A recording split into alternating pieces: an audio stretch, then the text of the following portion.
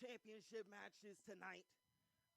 I can't believe the action that we have in store. We've got on top of that a submission match in the cards between our impressive rookie CJC taking on Steve Areno, and we've got the grudge match to end all grudge matches to find out who is the best professional wrestling manager in Texas. My name is Eli Freeman. I'm joined here by Felix Rogers.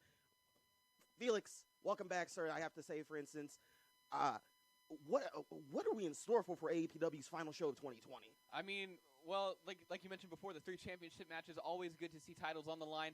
We've got a submission match between Steve Areno and CJC. You've got really kind of the forefront of the technical part of AAPW here in Steve Areno against kind of the new upstart that operates really in the same vein like CJC. And, of course, the big grudge match between Nasico and Greenback, both of them trying to settle the beef on who the best manager in Texas is.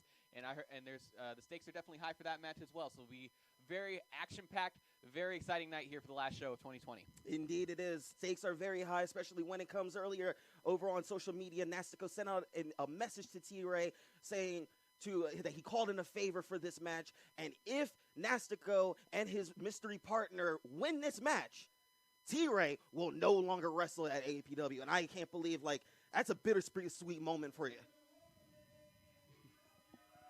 It's a bittersweet moment, I have to say. But until then, we're going to take you right to the ring as Ray Papadon Campos gets ready for the matches. AAPW, we got a big show for you tonight right here. We got 7 big matches on the card tonight. You don't want to miss it. Let your friends and family know we got wrestling here in Austin, Texas. Every other Saturday night right here. Our next show right here will be January the 2nd, right here at the AAPW Arena, 1702 All Drive Suite A2. That will be January the 2nd. This is our last show for the year. Check us out on all social media. You don't want to miss it. Official AAPW.com is our website. A lot of big changes are going on with that, as well as official AAPW on Facebook, Instagram, and Twitter. So check us out for all the information, latest information for what's going on here at AAPW. Are y'all happy to be? I know it's cold. Are y'all great to be here?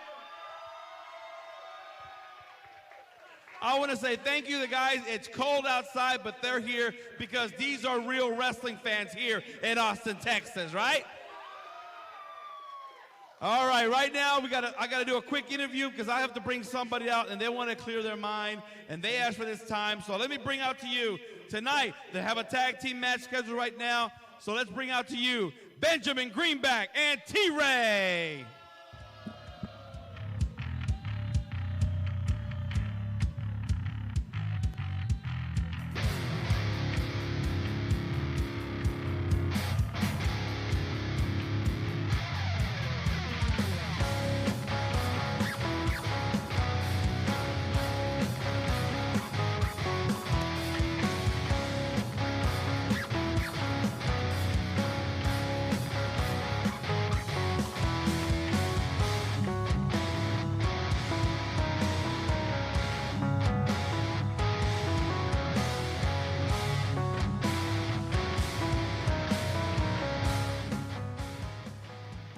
Well, gentlemen, Greenback, you asked for this time. I decided to say, yeah, let's do this time because everything has been going on social media between you and Nasico, and hopefully tonight it comes to an end. So let's see what happens. I don't know. I'm hoping because, you guys are going back and forth this whole time.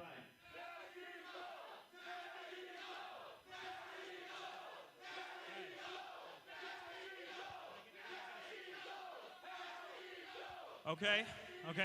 I'm just gonna ignore that. I'd like to start off. I just want to apologize to everybody. No, I really am sorry. I have done a lot of bad things. I showed up here 2 years ago to take over, and I have done nothing since then but piss on the sport of kings. I have lied. I have cheated. I have turned good men bad, and I have made good men quit.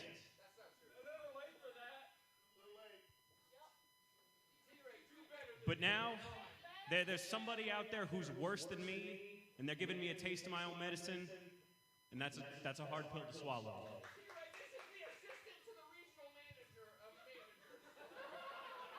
Okay. I know. Let's get the jokes out. You got anything else to say? All right. So anyway, tonight I've brought Nastico out here. I had to put T-Ray on the line. If we lose, T-Ray's gone from AAPW forever. But I don't take any bets that I can't win. I will put my money where my mouth is tonight. Because tonight, I'm defending my friend T-Ray, and I'm defending AAPW. Because if somebody doesn't stop Nastico, things are just going to get worse. Okay, you guys like him, but all these other people don't seem to like him that much. I know.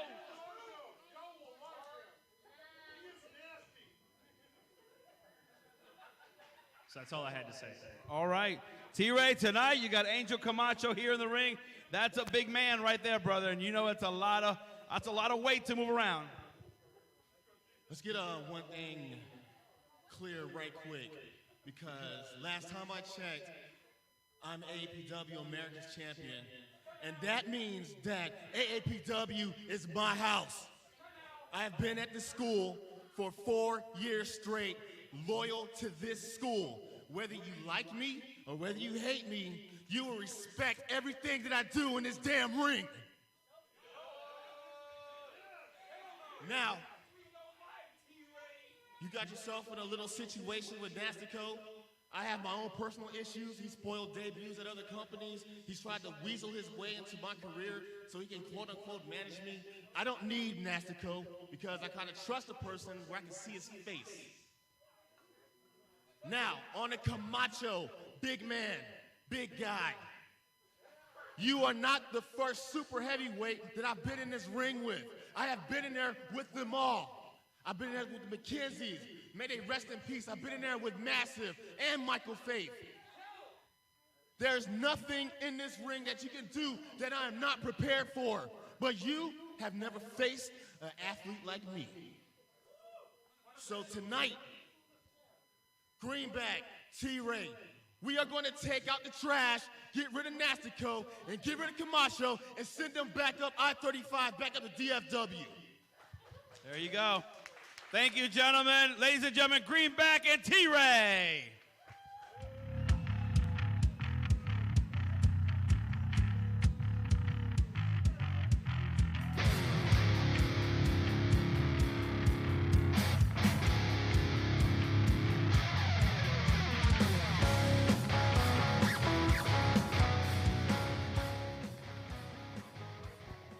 All right, let's go ahead and bring out another team. I got another team coming out here right now. Last week, what they did was uncalled for. They got reprimanded by AAPW. Ladies and gentlemen, Vega Del Rio and John Warsaw.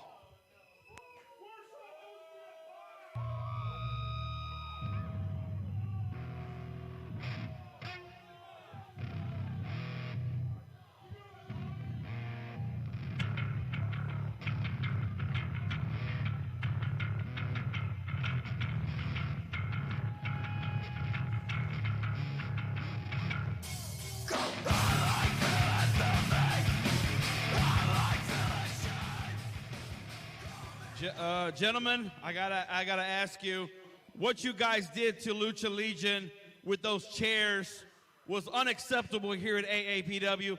I don't know what you guys were thinking. Why would you do that to somebody? These guys are out here trying to earn a living just like you, and you had no business doing that to them, Vega. Real simple answer to that, Ray. Why we did it. Because we can, and we're better than they are.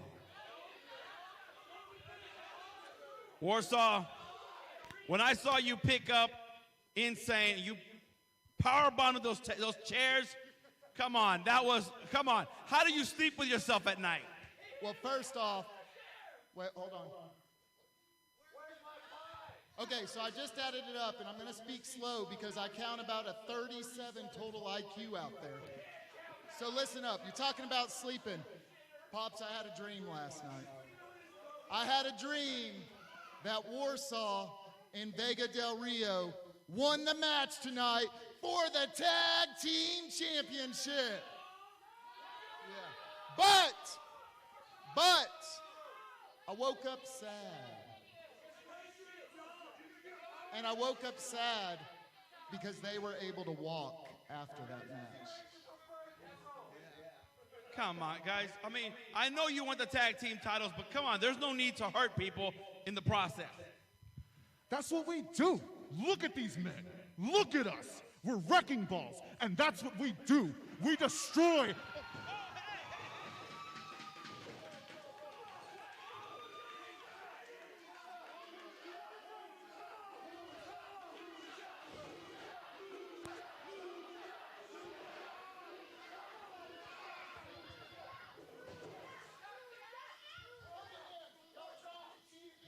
Ladies and gentlemen, Lucha Legion here is in the ring right now. Here they are.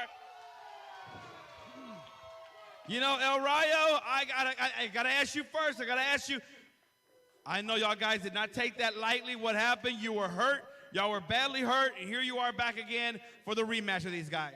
You know, the only bad thing about being away for 3 weeks is that Insane and I had 3 weeks to rewatch everything that happened to us in this ring. You know, let me tell y'all a little story about Vega Del Rio. You see, a while back, he tried to lead my brother and myself. He couldn't cut it. Let me tell you a little story about Warsaw. There's been 3 matches for titles that Warsaw has not been able to defeat me in. He can't cut it. So, Pops, just like every other match, neither of those men are gonna cut it tonight. Insane, I gotta ask, how you feeling? You got power bombed with those chairs. You went through there. They had to carry you out, brother. How you feeling for tonight? You ready? Only thing I gotta say, Pops, is Warsaw is gonna wish I wasn't able to walk anymore. He's gonna get some tonight! There you go, ladies and gentlemen, Lucha Legion!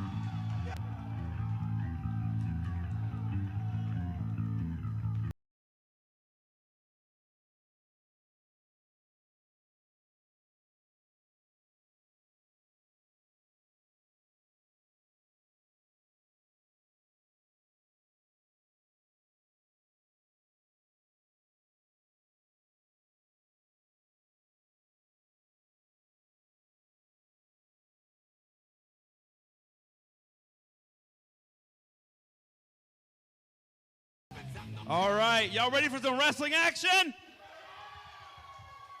This match is one fall. It is for the Social Media Television Championship.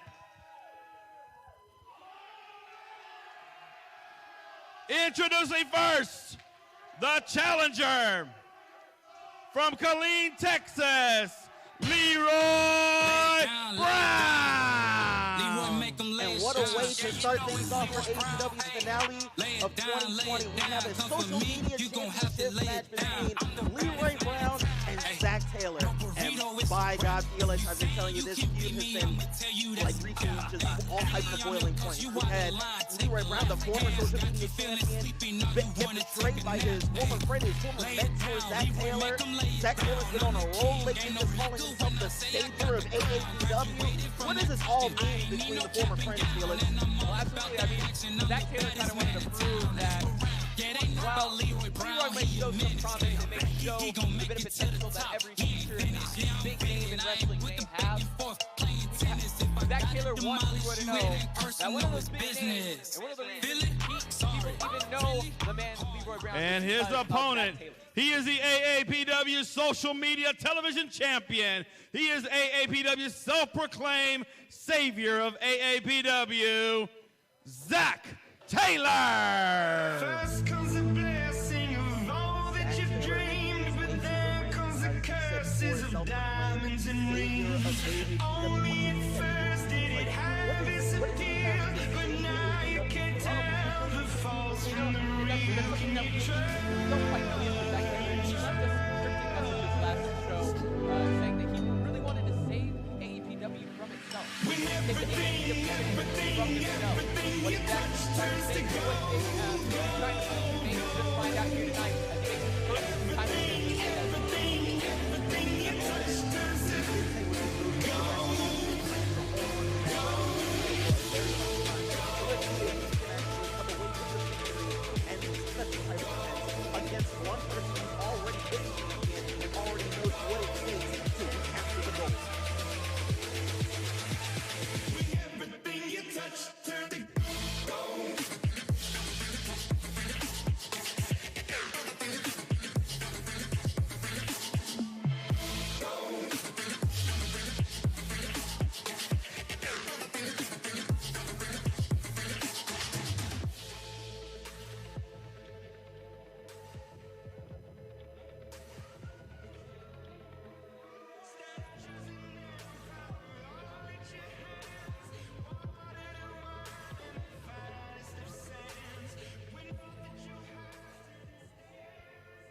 Farias, Lawrence, take it away, guys.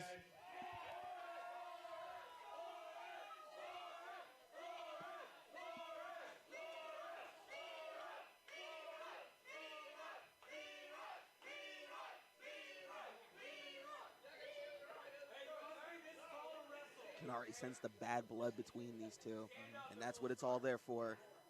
The AAPW Social Media Championship.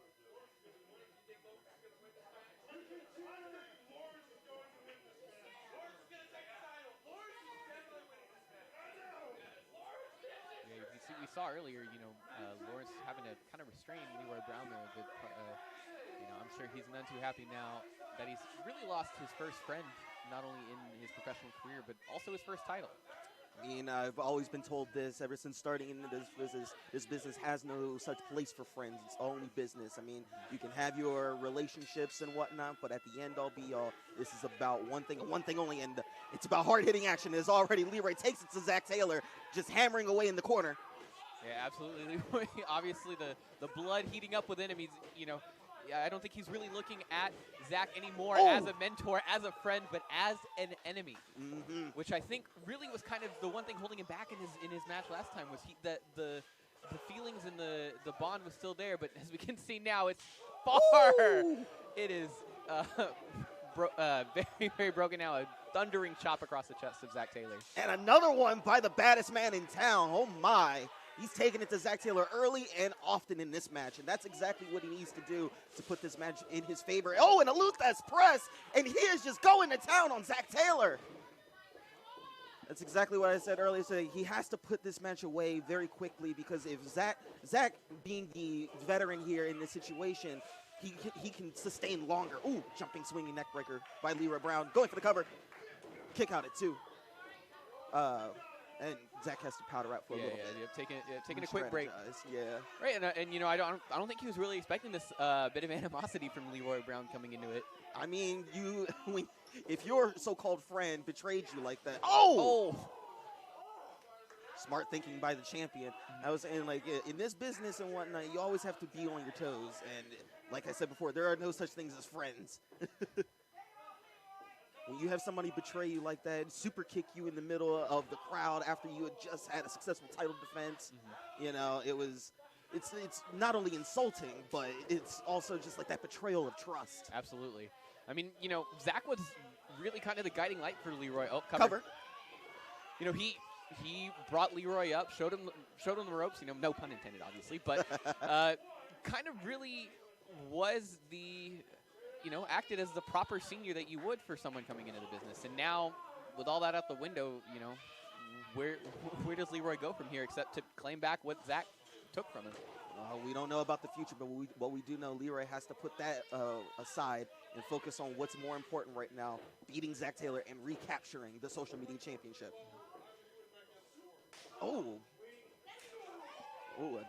Trading chops here by both men. Leroy has the upper hand, but Zach Taylor back on the offensive there, keeping him grounded, and that's very excellent strategy by the champion. Forearm strikes to the back of the head there. I mean, this is what Zach Taylor has to do. He is giving up a bit of size to Leroy, so keeping the larger man grounded and laying in the strikes, playing at where you're best at, using those couple years of experience that he's got on him. That's how Zach Taylor's going to walk away with his title. And then on top of that, with how Leroy is just so explosive in the ring and whatnot, keeping him grounded, keeping him short, trying to make sure that he can't get that upper hand and whatnot, because if he does, it's kind of hard to cool that big man off. Absolutely. The Savior's very well aware of what Leroy can do inside and outside of the ring, and he's going to use that expertise to his advantage. Indeed. Zach Taylor stalking his opponent right now in the corner. Oh, and a thunderous chop across the chest. Almost sends Leroy over the ropes. Yeah, you could hear the thud of Zach's hand crashing into the sternum of Leroy Brown. Oh, and it looked like for another chop, but we got punked at the last second. And there is a little bit of showboating by the champion right there. You always got to give credit of that cocky swagger attitude that Zach Taylor always brings to the matches and whatnot. It's just like we know how good he is, but he just takes it to a whole different level every time we see him. Absolutely, usually in the business here in AAPW, that couple years of experience that you've learned coming through the school and applying the knowledge out into the wrestling world once you've graduated can really mean all the difference here, and it's paying a lot of dividends for Zach Taylor right now. Leroy Brown was going for the counter. Oh, gets met in the middle by a crossbody by Zach, going for the cover. Kick out at 2. Zach Taylor doing all that he can to cut off Leroy Brown, making sure that the challenger can't get any steam. Just delivering knees across the face and the neck of Leroy Brown there. Absolutely. That's probably the best area that Zach Taylor can go for. He's got one of the best super kicks, if not the best super kick in AAPW. So, kind of tendering up that head and neck area is really all he needs to do. So when that super kick finally does connect, that's the end of the match. Indeed.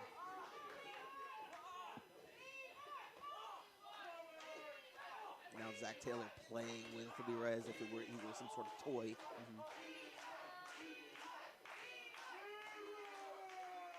A little bit of an interesting offense, though. Especially he's not really taking. Oh, Leroy with the counter into a splash in the corner. Bulldog. Can he do it? Do we have a new champion? Kick out at 2.5. Out at 2, yeah. You can't put away. It'd be hard pressed to find a champion who'd let his title be taken away that easily. No, stranger things have happened. Kick to the midsection by Zach Taylor. Ooh, and a nice headbutt to gain create some space.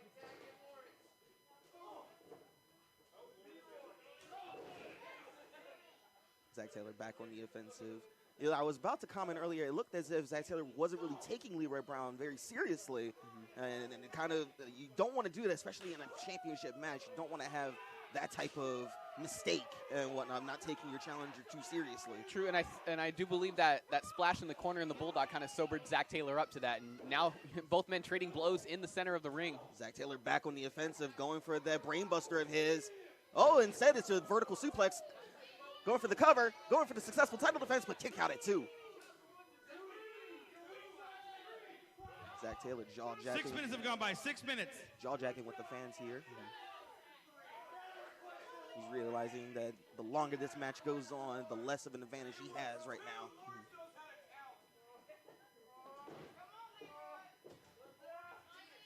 Applying. Just really ripping back on the arm, trying to pop the shoulder out of its socket.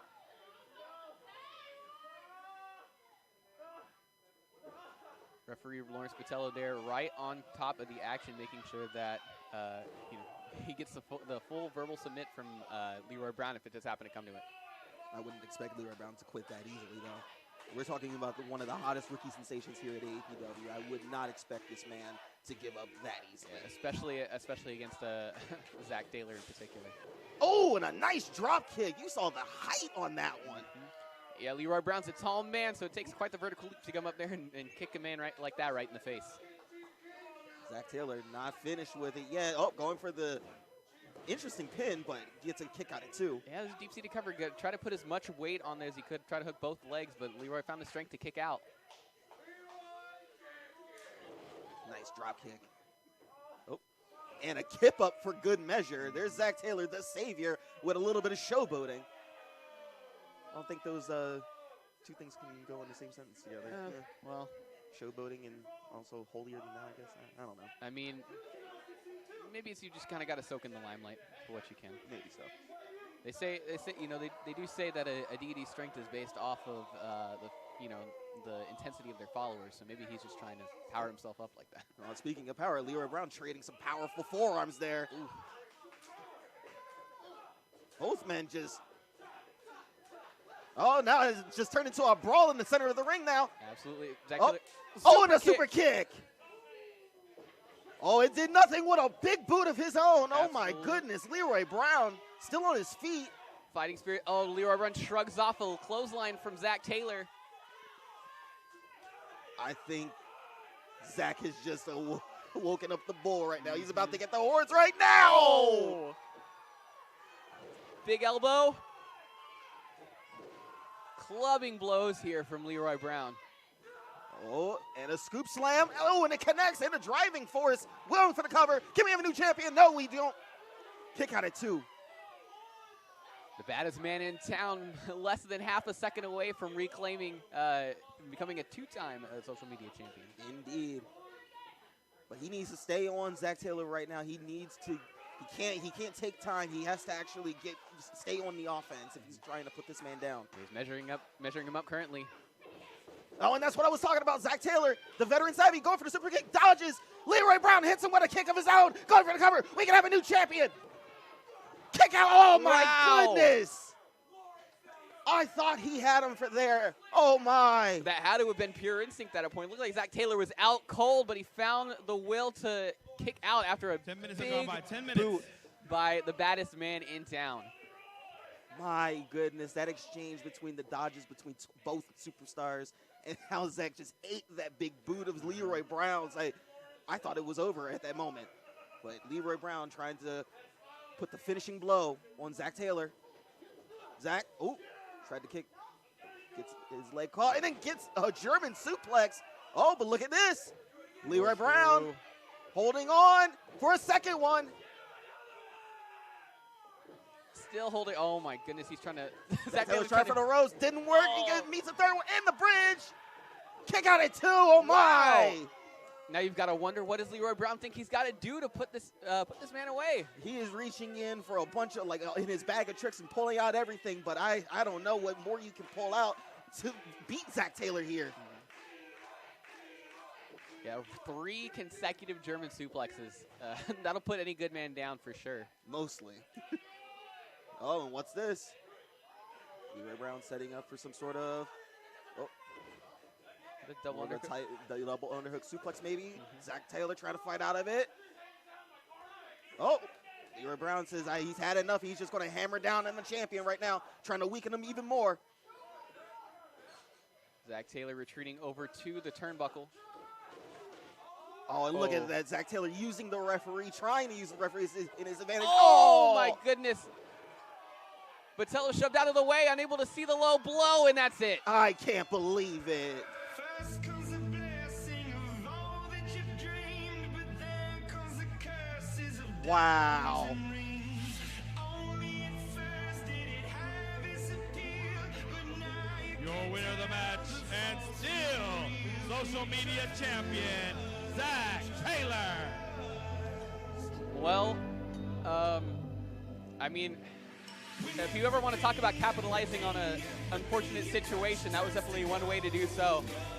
I've always commented multiple times on Zach's matches. You have to be worried about not only the physical stature of this man, but also the mental fortitude that he brings to the table week in and week out. You never know exactly what he'll pull out of his bag of tricks to put away a match. And we just saw he was very desperate. Absolutely. I mean, there was a little bit of intent there. Leroy Brown obviously pulling the brakes on to stop himself from taking the referee out of the match, but Zach Taylor taking great advantage of that, and looks like we've got a few words here with Zach Taylor. I take it you're really proud of yourself for that match, aren't you?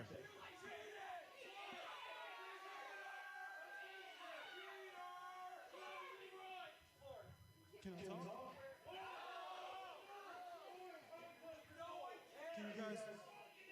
Can you give me a second? Just 1 second. Hear me out. Guys, you have to understand me. I do this for you.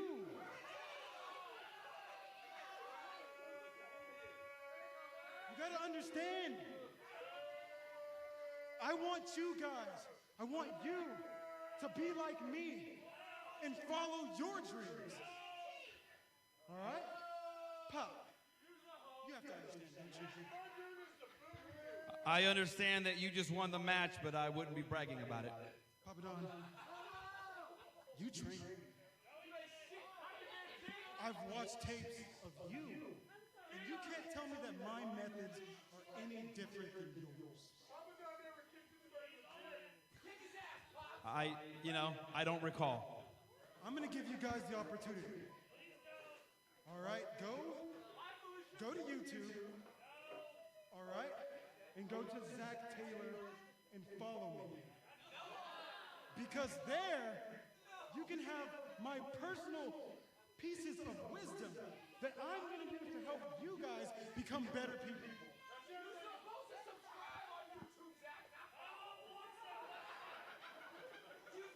Technicalities are the things that make you succeed in life, so you're on the right direction. But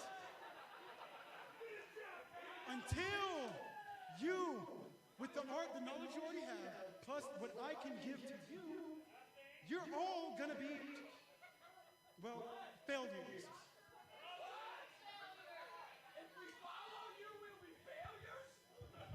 If you don't follow me, you're a failure. All right, ladies and gentlemen, Zach Taylor, ladies and gentlemen.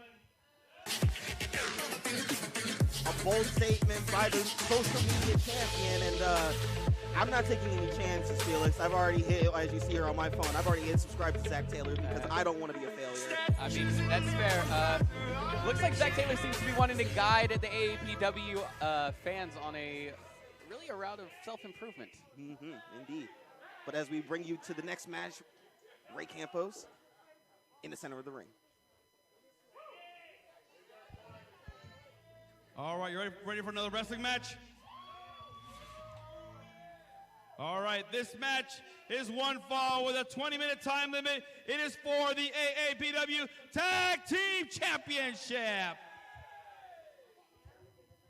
Introducing first the challengers from Oceanside, California, Vega del Rio, and his partner from Marble Falls, Texas, John Warsaw.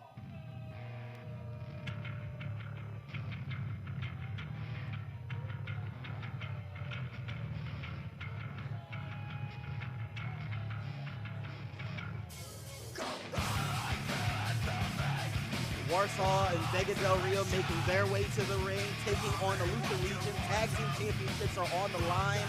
And earlier tonight we had Vega del Rio and Warsaw call out Lucha Legion, saying that they were disappointed that they didn't leave Lucha Legion crippled. And their opponents from San Antonio, Texas, El Rayo, and his partner from Mexico City, Insane. They are the Lucha Legion! There we go. The AAPW Tag Team Champions now making their way outside the ring. And we saw, they gave chase to Vega and Warsaw not but 30 minutes ago here while they were out talking about how much they were wanting to break down the Lucha Legion. As you see Warsaw and Vega, they're prepared, waiting for it. Oh, but look at this! Lucha Legion already have the upper hand. Slid in from the crowd. And now they're just putting the boots to Vega del Rio and Warsaw. They mean business.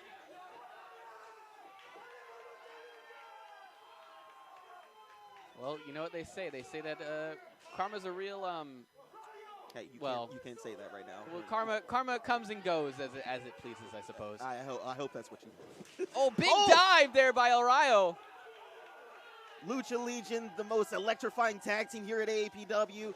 No wonder why they are AAPW's tag team champions. They had hellacious matches a couple months ago at our Halloween Hardcore, where they suffered in our first ever ladder match, and they went to war with OSD. Now they're on a war path with Vega del Rio, and Warsaw's Insane hits him with a top rope crossbody.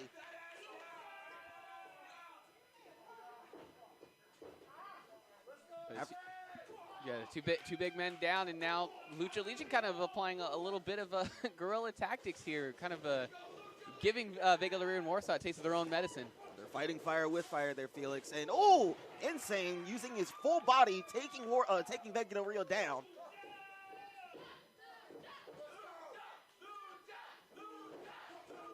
It looks like this match finally under some semblance of order here. That run-in by Lucha Legion kind of put things off on a chaotic start, and they're riding that wave of momentum into an early advantage here in this match. El Rayo, the legal man, a little bit of tag team coercion by Lucha Legion here in the corner. This is awesome tag team psychology tag. Oh, Nice chops. Yeah, that's very true. Quick tags are really kind of the foundation of making sure your tag team stays on the roll, keeps both men fresh, and keeping the other man in the corner while you lay in some heavy-handed chops. Indeed.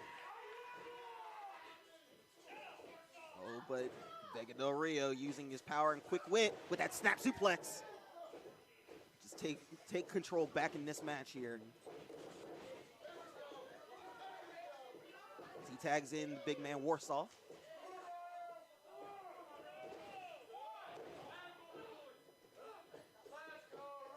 Now the team of Warsaw and Vega Del Rio, they're nothing to sneeze at. They've actually have very good chemistry between the two, honestly. Warsaw going for that clothesline. Oh, meets a right forearm by El Rayo and a big old clothesline and an elbow. Oh, and a vicious roundhouse kick by El Rayo. Drops Warsaw right back down on the mat. El Rayo showcasing a bit of some of the striking ability that Lucha's capable of. Oh, and it looks like a little bit of a collision there. Oh, El Rayo with a chair and just eats a super kick from El Rayo.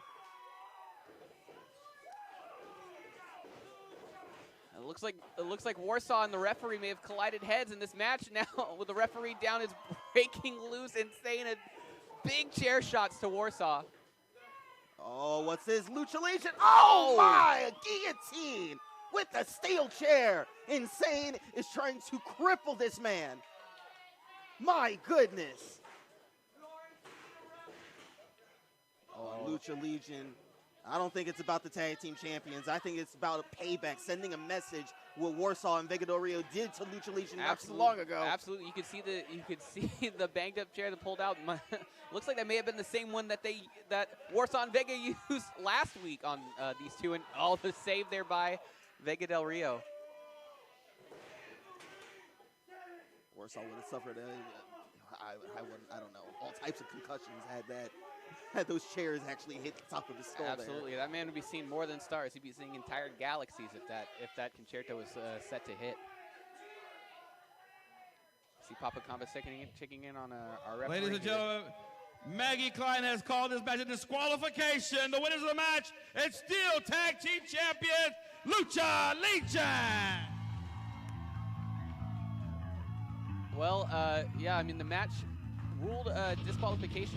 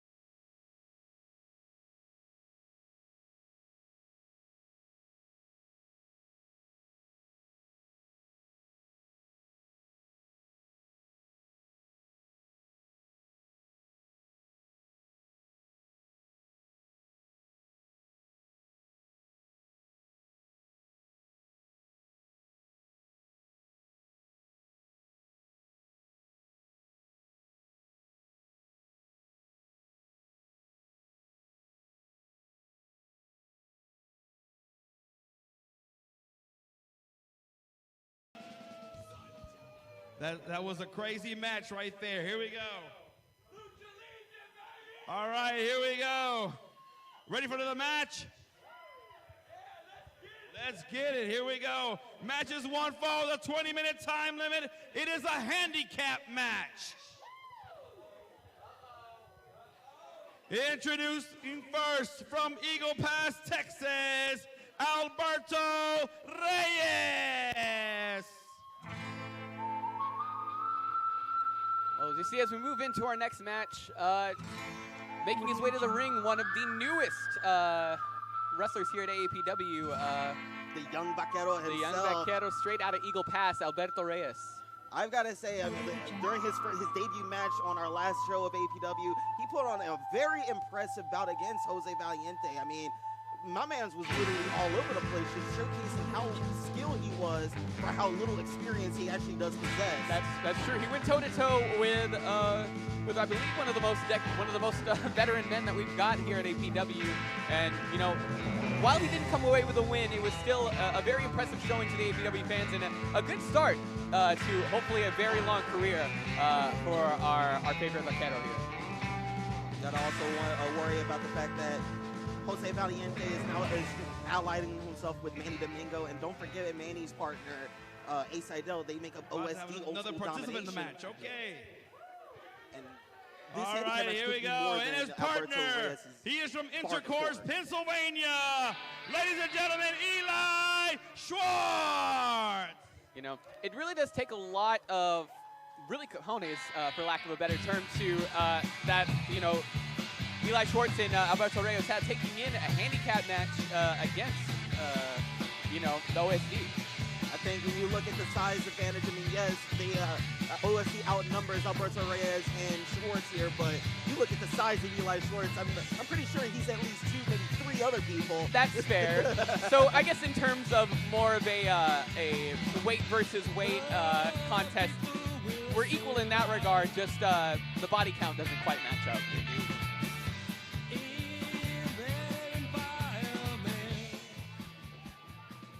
And their opponents, they are members of the Old School Domination. Manny Domingo, Jose Valiente, and Ace Seidel.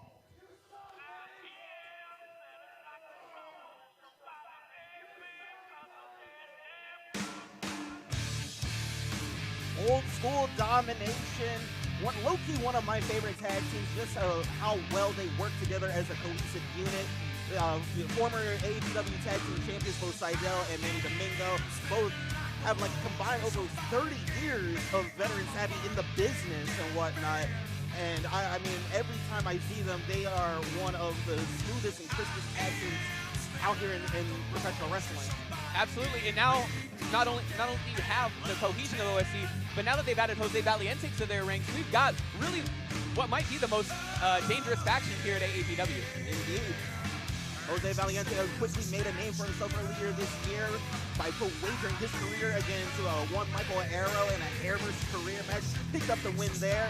He legitimately broke somebody's face during his last match against Austin James. This man means business, and I mean, he has a mean streak like none other. Absolutely. All right, we're just waiting on a referee out here.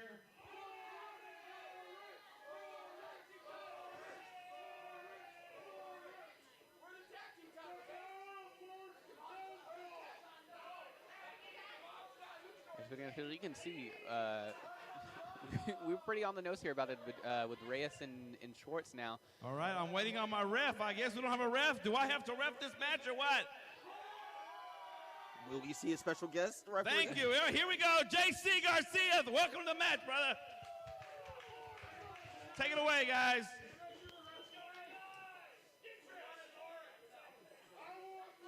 So, well, we did establish, of course, that in terms of total combined mass, we may be a bit on the even fronts.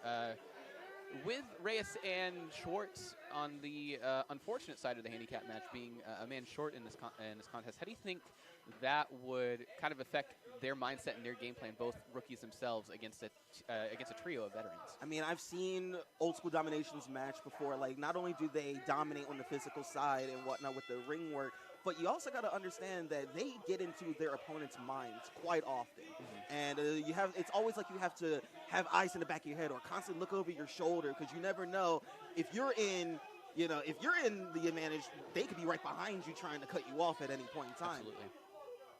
Absolutely. Oh, well, it looks like Valiente saw Alberto Reyes as the starting man kind of talked some mess to his compatriots and turned around and saw a big 350-pound Amish man staring right back at him. I mean, I'd be scared too if I actually turned around and saw that hunk of mass right in front of me. Absolutely. Looks like the two giants of the group going to start here. Yeah, Valiente looking for a tag there. The OSD more than happy to let him start things off with Schwartz. I mean, this is what they allied him for, to take out all the, the power, the strength. Let's see what Jose can do against Eli Schwartz. Oh, well, Valiente looking for a test of strength or some sort of lockup, but the plowing arms of Schwartz a bit too much for stout Valiente. There it goes with it. Chops by Jose Valiente, knowing that he won't be messed around with. But I think it's more than just irritating the big man here. Oh! Going to end it quick with the choke slam. Oh, no, he just tosses Jose to the corner. Ooh, and a vicious forearm. That's more akin to probably getting clubbed in the face with a baseball bat at that point.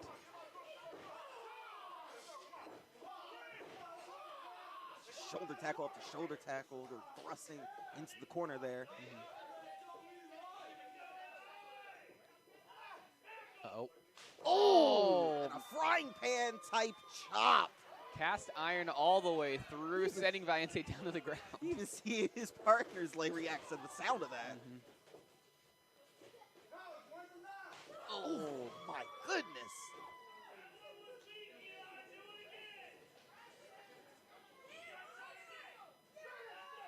You see, launches him up. Big Beal sends Valiente clear across the ring. Oh, and this is exactly what I was talking about. Oh! I was going to say about the sneak attack advantage, but I don't think it really works when you're 350-plus pounds. Absolutely. Eli's just cleaning house. Yeah, absolutely. Reyes over on the map, and things are starting off strong for the two-man team here in this handicap match. That was the outside on the ring side, reformulating their plan, rethinking their strategy here. A little bit of adjustment of the game plan is needed here. They, maybe they came in a bit too cocky with knowing they were a man up, but Eli Schwartz proving he can more than make up the difference. Oh, and Alberto Reyes makes the tag, and it looks like Ace Seidel. Correct, Ace Seidel will come in.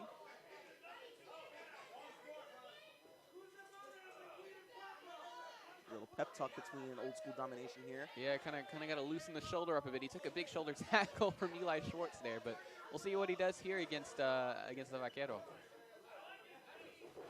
Ooh, quick thinking by Alberto Reyes. Ooh, and a nice arm drag. And another one for good measure. Beautiful hip toss by the young Vaquero. The rookie's really bringing it here to the vets here at OSD. Beautiful drop kick by Reyes. Oh, dodges Valiente. Gets him in a headlock. Oh, and here we go. Oh, and look at this. Beautiful, beautiful takedown. And he holds on into the chin lock as well. Very impressive, Alberto Reyes. Very, very impressive. But he knows that Ace Seidel is a legal man, so he breaks the hold and he focuses his attention on the Red Baron himself. Couple of forearms. No, Ace Seidel now finding himself in the wrong side of the ring here. Tag made. Big man Eli Schwartz back into the ring. Oh, and look at this. Using his own partner. Oh. My! A bit of innovative offense there by Schwartz and Reyes. Oh, and now making a scoop slam of his own. But look at the power, just goodness gracious, oh my! And now, oh, look at this pin. Kick out it too by Ace. I know you don't want to get cocky in that situation. You want to put it away, especially, like I said, with the numbers game and whatnot. You don't want to step on, make a cocky pin like that. But anyway. That's true. Alberto Reyes comes back into the match. I mean, Schwartz feeling pretty good. He probably could have walked all the way across the county line with Seidel up in his shoulders. And look at the referee distracted. And Jose Valiente helping out his partner. Oh, and look at this, feigning the tag.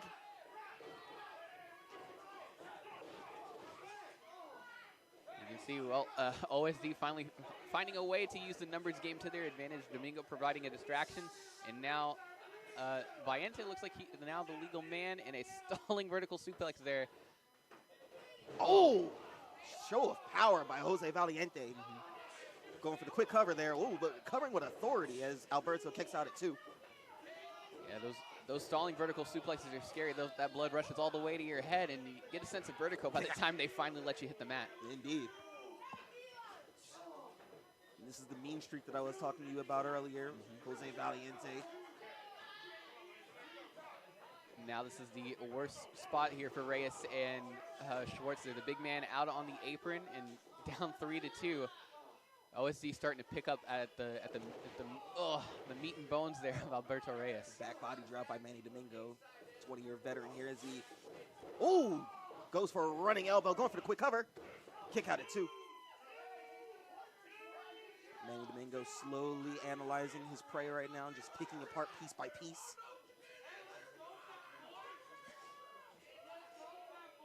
Ooh! Thunderous chops on the ropes there. Yep. Alberto Reyes a few weeks in here at AAPW, and Manny Domingo bringing the welcoming party. Going for that sunset flip. Kick out at 2. Manny Domingo, shades of that of their bout last episode of AAPW where Alberto Reyes pulled down the tights. Yeah. I'm sure he could bring a belt with him if he could, but a little bit of extra, a little bit extra insurance there, making sure that the trunks stay on, hopefully, for the rest of this match. Ace Adel back in control in this match now, just thrusting. Ooh, beautiful show of athleticism for Ace Adel there. And he's just staring down Eli Schwartz in the corner. Oh. Reyes fighting back. Delivering forearm after forearm. Oh. Seidel ducking out of the way. Beautiful. Oh, Northern Light suplex. Kick out at 2. I thought he was trying to go for it again. It looked like he was trying to flip himself over. That would have been very impressive. But that's true. Maybe kind of realized he didn't quite have what he wanted to on the bridge and floated over to put some extra weight to try and secure the cover. Oh, by Ace Adel. This is exactly the type of offense that old school domination employed, just separating their opponents from their partners as they just work on the body, just weakening them. Oh, and a drop kick to the head by Jose Valiente.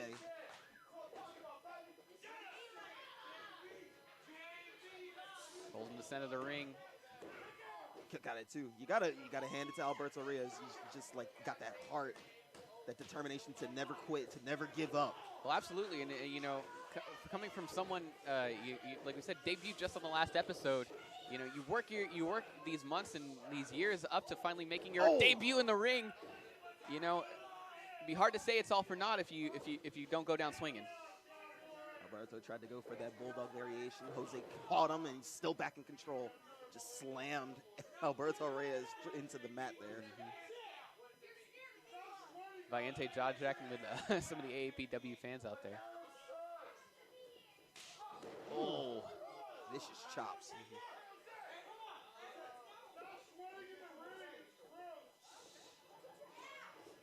Here we go, Valiente backing Reyes again back to the corner. Domingo comes in, and the assault continues here on the Vaquero. Kicks to the midsection by Manny Domingo. Just controlling the pace of this match right now, just making sure that Alberto Reyes is just experiencing all types of torture, breaking him into the business one chop at a time, so to say. Manny taking a little too long for the splash. This could be enough time. Oh, and look at this. Ace Seidel with the quick thinking knocks that Eli Schwartz off, but Eli Schwartz already back and ready to go. Oh, he's heated, and oh my goodness, the feigning tag, and now look at Ace Seidel back on the offensive with the camel clutch. You see Big Amish absolutely livid here, swinging net breaker there by Seidel.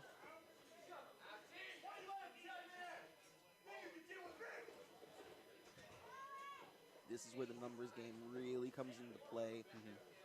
All you have to do is just distract the big man for a little bit, but you have two fresh assets on your opponent's side of the team there. Oh. Ace Seidel delivers a split-legged moonsault, going for the cover. Kick out at 2. 10 minutes have gone by, 10 minutes.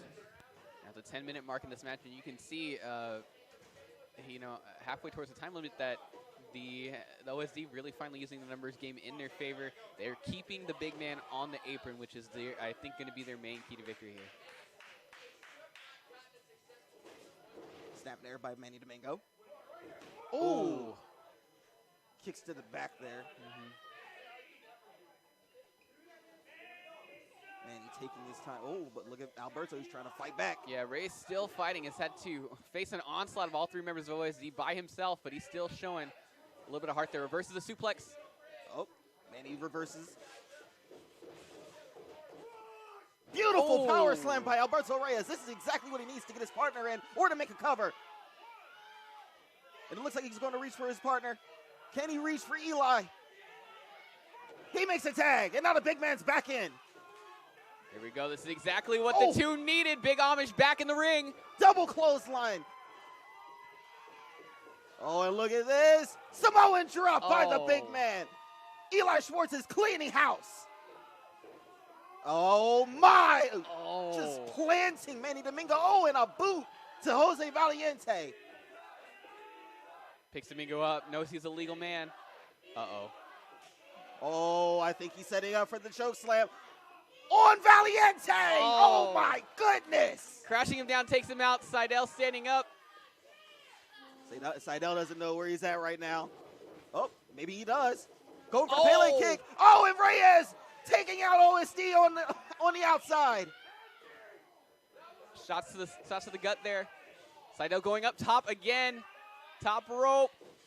Oh my, going for a whisper in the wind. Eli ducks out of the way. Splash! Incoming! This could be it. And it's over. Wow, and here we go. Big Amish taking again. Eli Schwartz and Alberto Reyes. Eli Schwartz and Alberto Reyes overcome the overwhelming odds. They defeat OSD in a 2-on-3 handicap match. This is quite the victory that both superstars needed. And honestly, this big momentum train, or whatever the equivalent Amish have for trains, the big wave of momentum that Eli Schwartz has built up is insane. Not only, as you can see, showing off a proud Amish flag, but not only does he now have this victory in the 2-on-3 handicap match, but lest we forget, last episode of AAPW, he won a gauntlet match, locking him into a title shot at any title of his choosing here at AAPW. And really, with a man rolling like this, if I was holding onto a title belt, I'd be quite scared if Eli Schwartz was coming after me. A little bit of miscommunication there by Old School Domination. Now it looks like Jose Valiente and Manny Domingo sharing their thoughts with Ace Seidel here. They're showing their displeasure, so to speak.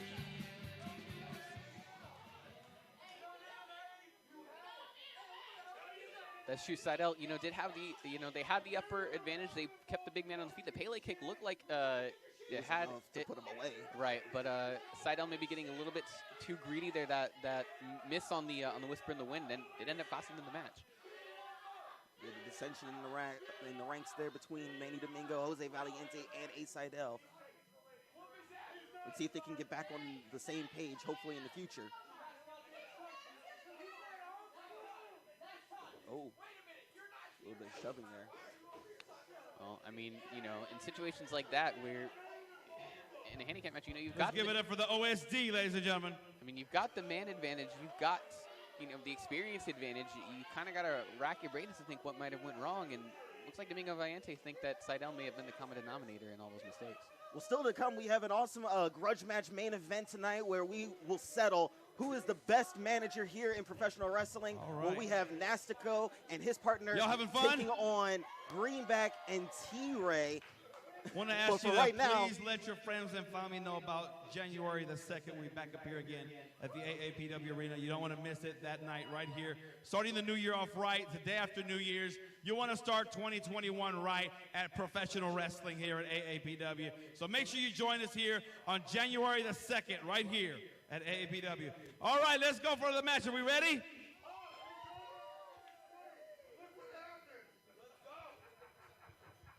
All right, here we go.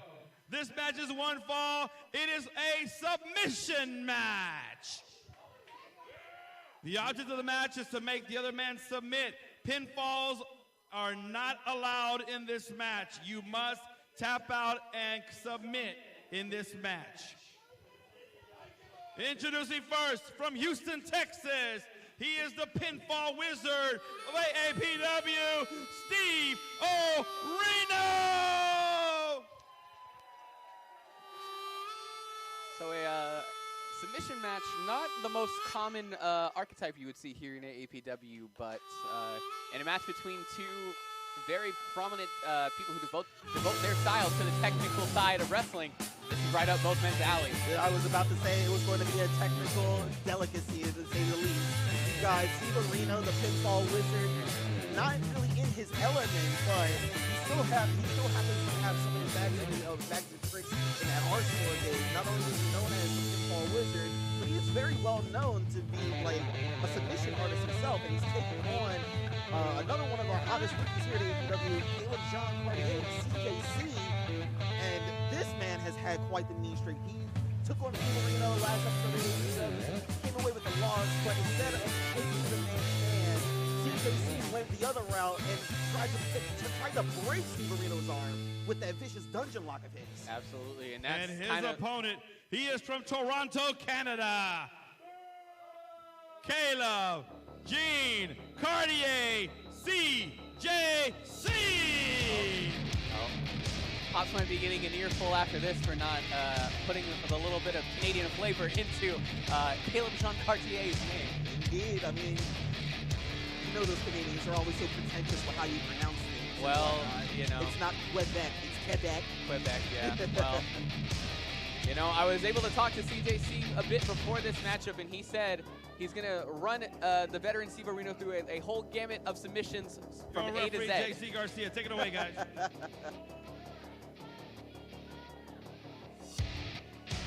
Men already slightly familiar with each other.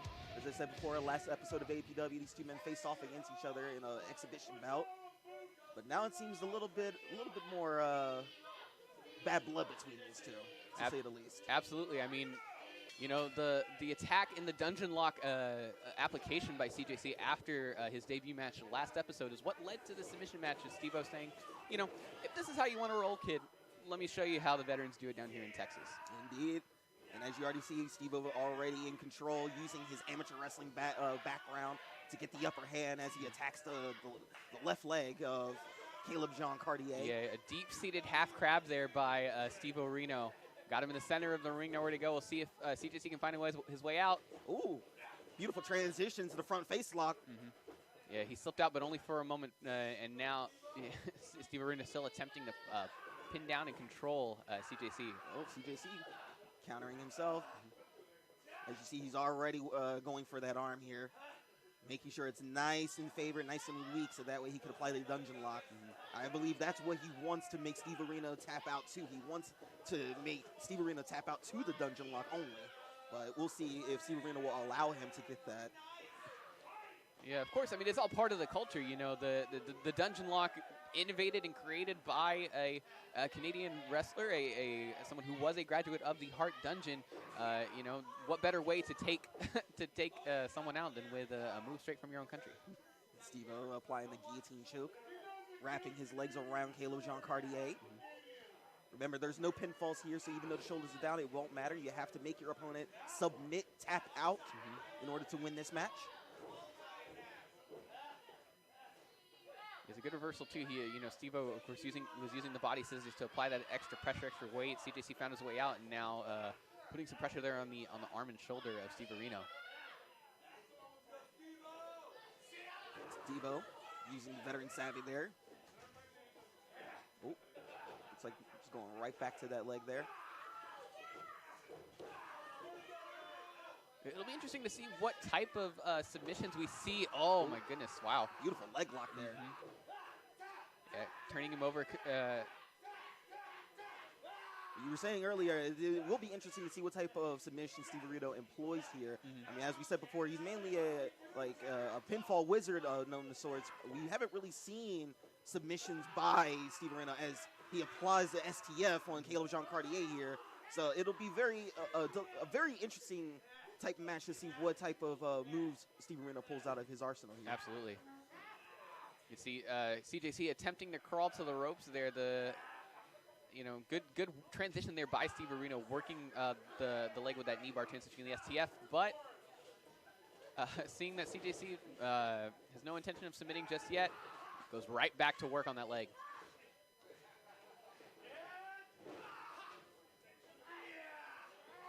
Oh, and look at that. CJC trying to pull the hair, trying to break out of it. Oh, pulling on the long flowing locks of Steve Reno. Oh, nice. Oh, it looks like he might be trying to go for a Juji Katami here, trying to favor that arm even further. Doesn't look like Steve Reno's going to let him get away with it. He's just clinching onto his arm, trying to make sure to give the extra leverage there. Oh, breaks free, but Steve Reno breaks out of it. There we go. Beautiful rope break there. Absolutely. Good use by both men there. Of course, Steve Reno with the knowledge to clasp the hands to avoid the Juji Katami getting locked in. CJC used the boot to kind of kick, really smother Steve in the face. Almost got it applied, but Steve rolled his body weight over and got the rope break. CJC back in control now, just contorting Steve Reno's arm and fingers. I don't think fingers are really supposed to bend that way. Yeah, absolutely not. While a finger hold may not necessarily end the match, dislocating something like that can really, be detrimental in the long run, especially when you come down to submission holds that are so pressure-based. You've got a busted up finger. You can't apply all the pressure that you want to. I've got to give credit here where credit is due to Steve Reno. He's using his pinfall wizard style to not I know that he can't win by pinfall, but he's using those pinfalls to counter into different submissions and to break the hold that CJC usually has on his arm and whatnot. Very innovative in offense by the pinfall wizard here. Absolutely. And what is typically anticipated to be a grappling heavy match with the submission stipulation that, charging, running, and straight, as I say about grappling, Steve Reno showing his more brawling chops. Yeah, striking prowess there. Going for a bulldog. Oh, but CJC countered. And now look at it. Oh, my, look at him. He's just wrenching Steve Reno's arm on the ropes there. Applying more pressure there. Oh, the referee at a count of 4. CJC breaks it. He knows not to exceed that 5 count there. Absolutely. I mean, they teach you this almost the same wrestling in Canada as they do down here, but they do kind of emphasize make sure you use all 5 of that count. CJC putting the exclamation point on those 5 minutes have gone by. 5 minutes. Sort of a dragon screw type maneuver there, but to the arm. Looks like CJC has an innovative key lock with Kimura applied on to Steve Reno here. Steve Reno has to either get out of it somehow or force the rope break or something. CJC, oh my! That could break a man's elbow. Elbows are not meant to go like that. Absolutely, this is what they teach. This is the type of wrestling that comes from Canada, sort of slow, methodical. Work them down until they can't until they either leave or you break them. CJC still applying that pressure to Sivo's arm there, favoring it nice and well. But staying on the attack, got to give him his credit here.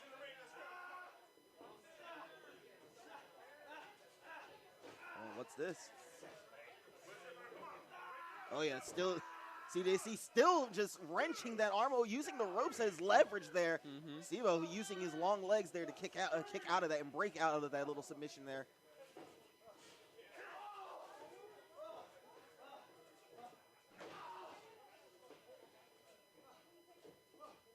Caleb John Cartier stalking Steve Reno, hammering away.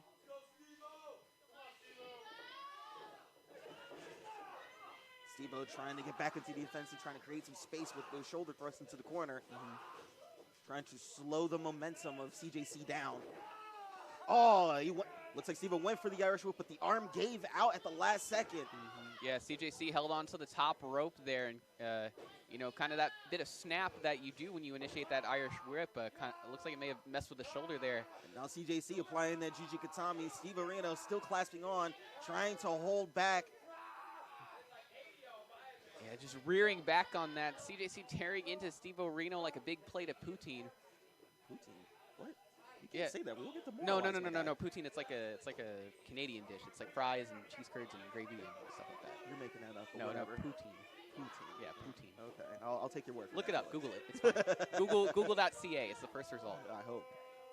Hope it's not going to take me anywhere else. Uh, Oh, my! We got an arm drag suplex there by CJC, and back to those dragon screw-like variations there. Oh, Severino breaking out of it. Oh, there we go. CJC with some advantage. Oh, and Severino looking for the Texas Cloverleaf. Let's see if he gets it. Oh, does he get it in? And he does. He does. There we go. This the signature submission of our state.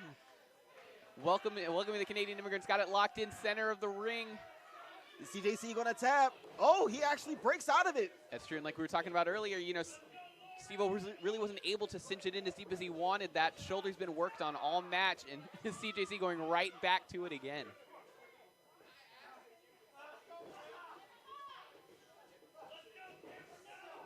Steve-O trying his best to create space, trying to get a little bit of a breather here, but CJC still on the offensive, still being aggressive with his chops and just forearms here. Oh, I think that just kind of pissed off Steve Reno there. Ooh, Steve-O delivers a chop of his own and a flurry of chops afterwards. Big strike lay down. Here we go. Winding it up. Oh, and the clothesline connects into the corner. Went for the Bulldog again. CJC went for the clothesline. Oh, Severino with a Blue Thunder Bomb. There's no pins. Yeah. Severino, you have to think of something else. Kind of instinctively went for the cover there after the Blue Thunder Bomb. Kind of snapped back in, realizing that we are in a submission match. You know, what's a pinfall wizard to do if he doesn't have access to his spells? Oh, and look at this. He's trying to go for a sharpshooter. It looks like Caleb Jean Cartier feeling disrespected. You will not use his home state or his home country. You know, I think he loses his citizenship if a Canadian gets locked in a sharpshooter. I mean, that's the ultimate disrespect there for a Canada wrestler. 10 minutes have gone by. 10 minutes. Oh, look at this. Oh, and the vicious eye rape by CJC. What's he got in store here? Second rope. Oh, springboard coup de grace on Severino's left arm. Yep. That could be it. Oh, my. And an arm DDT as well. If that shoulder's not out of place now, I don't know where else it could be. Could this be it? Could this be the dungeon lock? He's got it cinched in. He's got a dungeon lock in. Will Severino tap? Will Severino tap? He does. Wow. CJC picks up the victory. Your winner of the match, Caleb Jean Cartier, CJC. Well, I mean, that's one way to capitalize. It kind of caught Steve-O with his guard down, took an eye rake, and then you see jumping off the second rope, the knees to the arm DDT, the dungeon lock, and really nowhere to go for Steve Reno. That's one of the best parts about the dungeon lock is that it restricts your movement, so you can't really roll and find the leverage you needed to get to the rope. Nothing else for Steve Reno to do. What a match. What a phenomenal show we've had so far, and we still have a couple of more matches coming your way. We still have a monumental main event between Nastico, his mystery partner, versus Greenback and T-Ray. Absolutely, and you know, as we saw earlier in this show, if Greenback and T-Ray don't walk away with the victory, T-Ray cannot compete in AAPW any longer. But until then, we can bring you to our next match with Ray Papadon Campos. Let's go for a ride. Here we go. This match is one fall with a 20-minute time limit. Introducing first from Washington, D.C., Christopher Black.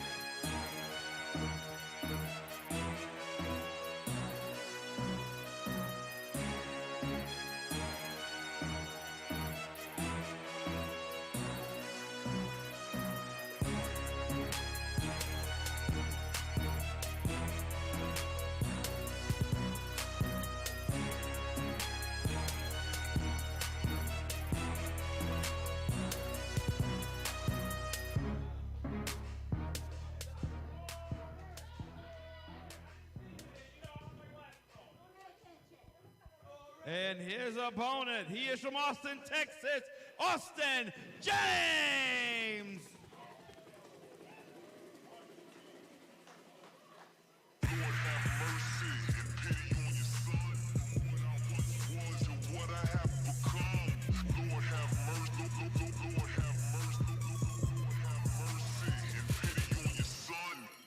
Dark past, full of evil endeavors. Heart clean never, black and ugly as ever.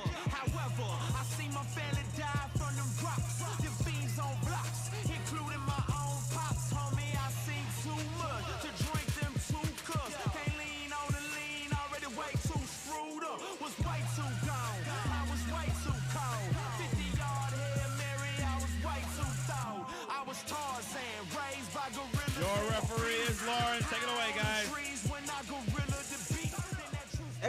Exhibition match between Christopher Black and Austin James. These two men have never really had their paths cross before, but these two have actually had pretty similar career paths. I mean, they're both really strong. They're both very agile and explosive at times. I mean, the only thing separating the two will probably be the height between Christopher Black and Austin James here. But I mean, who do you think could come away with the victory in this situation, Felix? Well, I mean, looking at it from the, from a relatively fresh standpoint, this is my first time seeing Christopher Black inside of a ring here. So, I know he's got quite a bevy of experience behind him. His height advantage, will definitely play a factor. As you can see, he had the wrench in then on the side headlock there. But as you can see, Austin James probably has a bit more weight, a bit more power to him. Has that extra bit of explosiveness that comes from a more, stockier build is kind of what's going to lean maybe a bit into Austin James' advantage. But, of course, Christopher Black being a very tall, very long-limbed person as well, that height, that reach can play, a bit of a factor into Austin James actually getting in and, applying some of that explosive offense. Chris Black, a former 2-time AAPW champion, using that expertise and that dominance that he carried, over for a couple of years right now. He's going bringing that back to AAPW as he takes on Austin James here. Austin James, a recent graduate of AAPW, as he delivers a nice shoulder tackle and gets the big man off his 2 feet. Ooh, beautiful show of athleticism by Christopher Black. Went for the arm drag. Austin James says no as he whips him. Chris ducks the line. Oh, and Austin James delivers another shoulder tackle. Absolutely, yeah. For someone built, with this powerful build like Austin James, you're going to, even if you do have that, few inches of height, you've got to put your all into taking this big man down. Oh, and a clothesline. Elbow by Austin James. Oh, double underhook. Could be going for something here. Ooh, Christopher Black breaks out of it. And now using all his weight to crash Austin James into the corner there.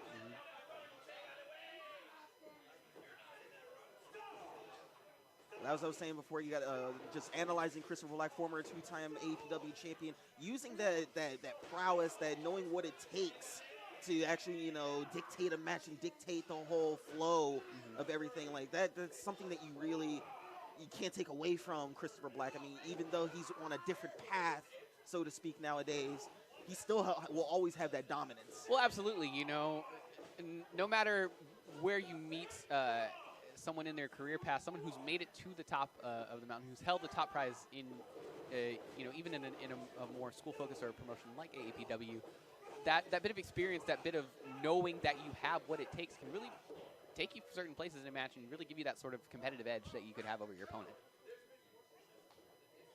Christopher Black still in control of this match here.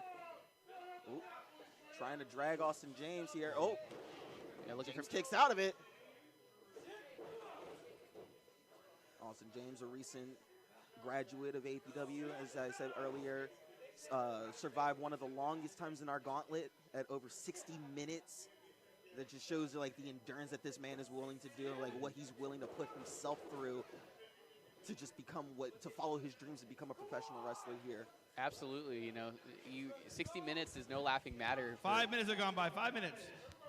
There's no laughing matter for any, for any wrestler, regardless of their years of expertise. So for someone who, at the time, was under a year of experience in the ring to go 60 minutes in the squared circle, you know, it's probably a sign of good things to come from Austin James.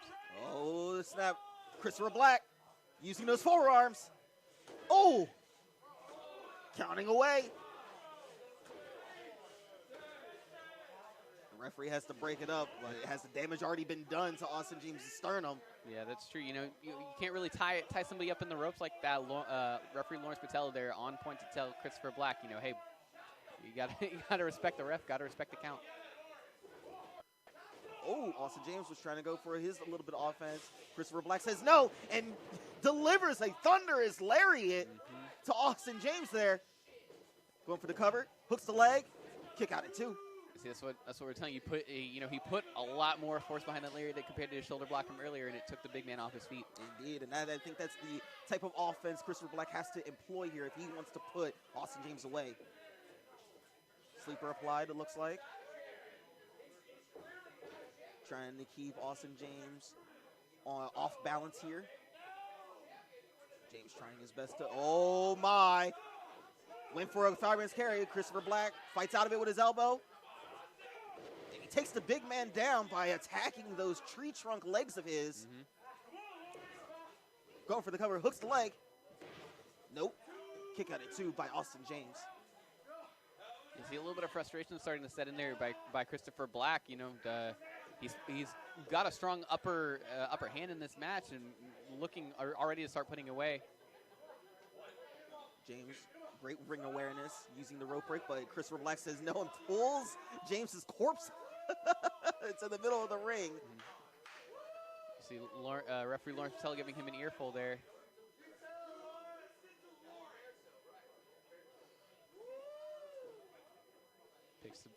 Picks Austin James up, center of the ring.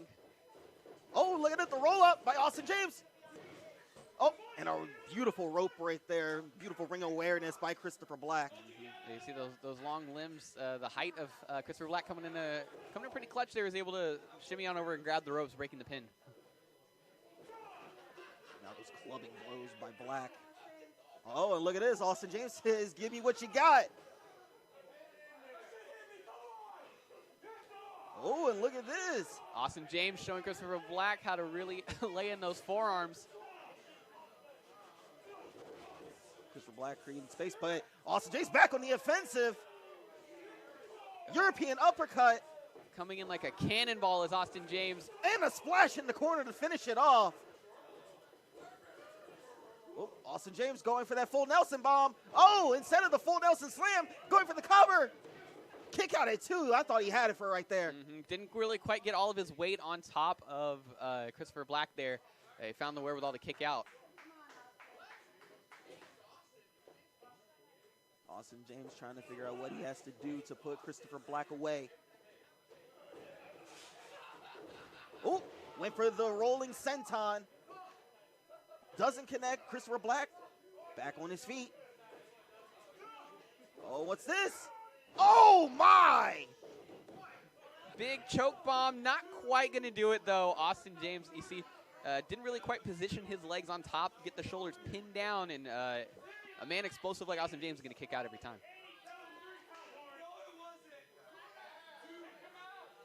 Christopher Black jaw-jacking with the referee. Yeah, he has to be careful. He doesn't want to get disqualified from this match. Absolutely. It seems like he's had a bone to pick with referee Botello this entire match. Oh, roll look up. at this. He got him. Austin James with the upset. Your winner of the match, Austin James. What a surprising victory by Austin James, rolling up Christopher Black. I mean, that was really just a lapse of judgment there by the former AAPW champion. You know, didn't get the count he wanted. Had a few words of choice words there for Lawrence Botello. Took his eye off his opponent, and he paid for it.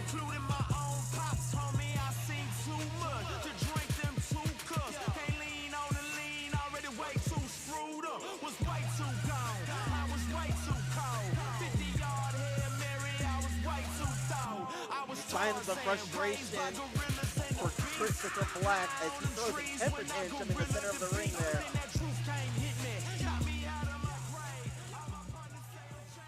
As Christopher Christopher Black argues the decision made by the referee, Lawrence Patello. Oh, you see AAPW fans not too keen on Christopher Black putting his hands on their really their prized referee, Lawrence Patello. Oh, and look at this! Lawrence Patello standing up for himself. Beautiful shoving match here. Oh, what's this? Oh, my reverse atomic drop. Oh, Irish whip. Oh, Ducks the line. Lawrence. Oh, and look at this. Oh my God. Oh, and the ref laying in some hands there on, on Christopher Black there. This is why you don't mess with AAPW's Brit, best ref in Texas.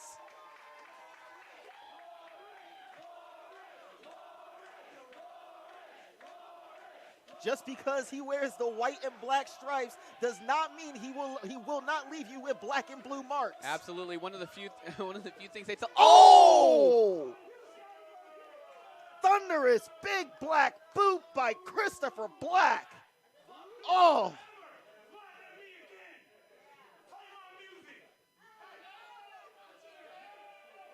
Christopher Black demanding that he have his music played as he lays out Lawrence Patello. Can we get some help for the referee out here, guys?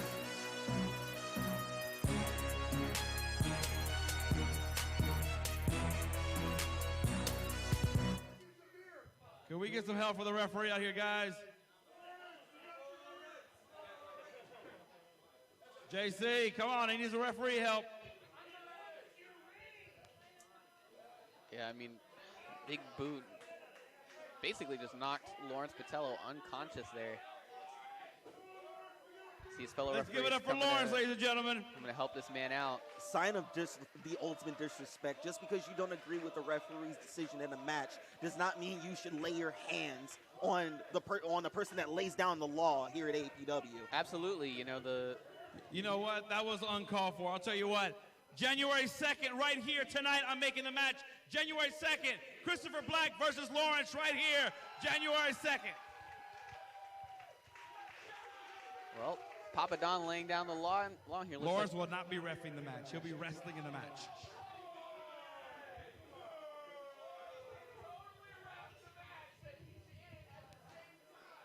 I mean, I wouldn't want to wrestle my own match after I got laid out. We'll try. That's fair. I mean, if you're repping your own match, you can just fast count yourself. All right, here we go. This match is one fall. It is for the AAPW Women's Championship. Introducing first, from Madrid, Spain, Maika, la reina de España.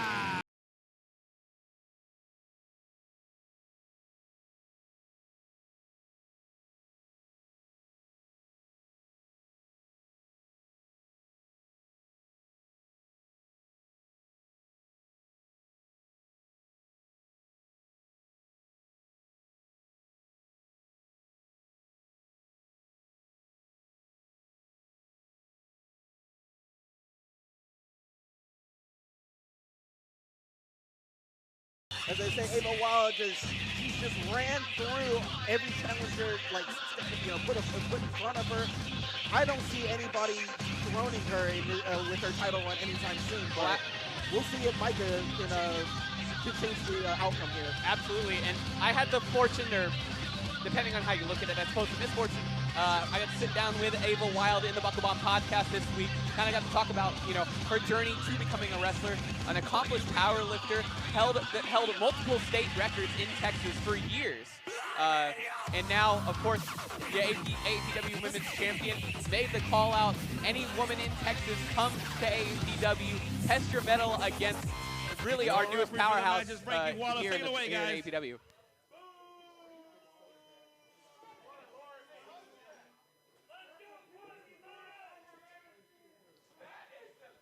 So, they, of course, looking for this new challenger, they scoured, they found Maika la Reina de España, and now with her own shot to take on, not only relative newcomer, but now AAPW Women's Champion Ava Wild. This would be quite the victory should Micah come away with this, come away with the win here, becoming champion on her debut match here at APW. Shades of how Ava Wild was able to capture the championship herself against Jasmine Allure.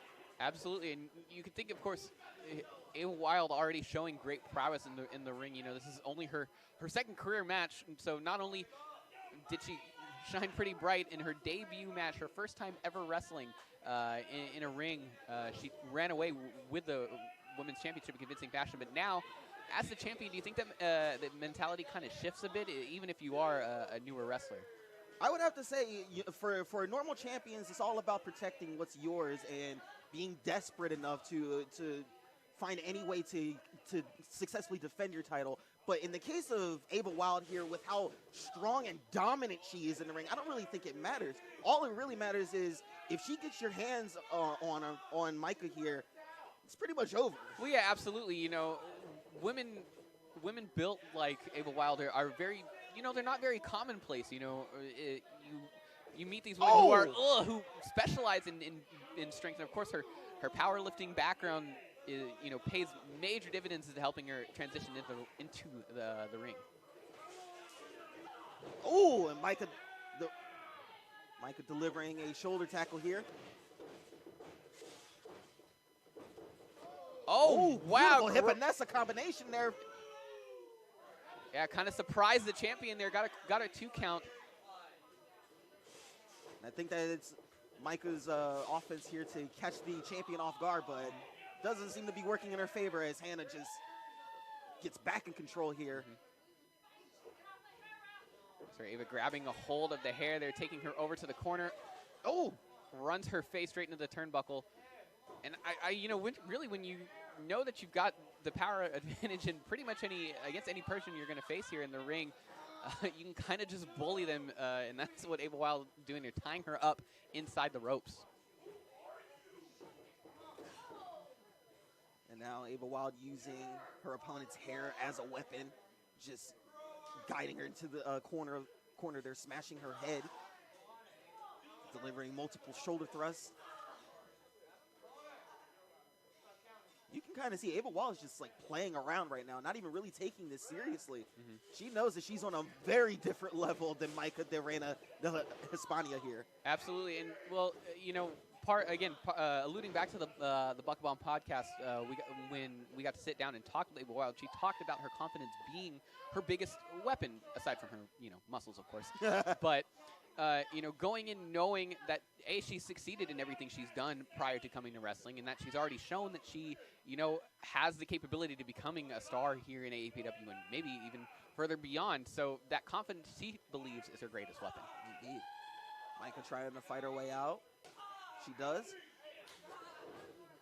Yeah, Micah not one to rest around. I know she's also a very well-traveled, coming from, Madrid, Spain, making the journey over into America to become a professional wrestler. Oh, look for the splash there, but miss in the tarantula.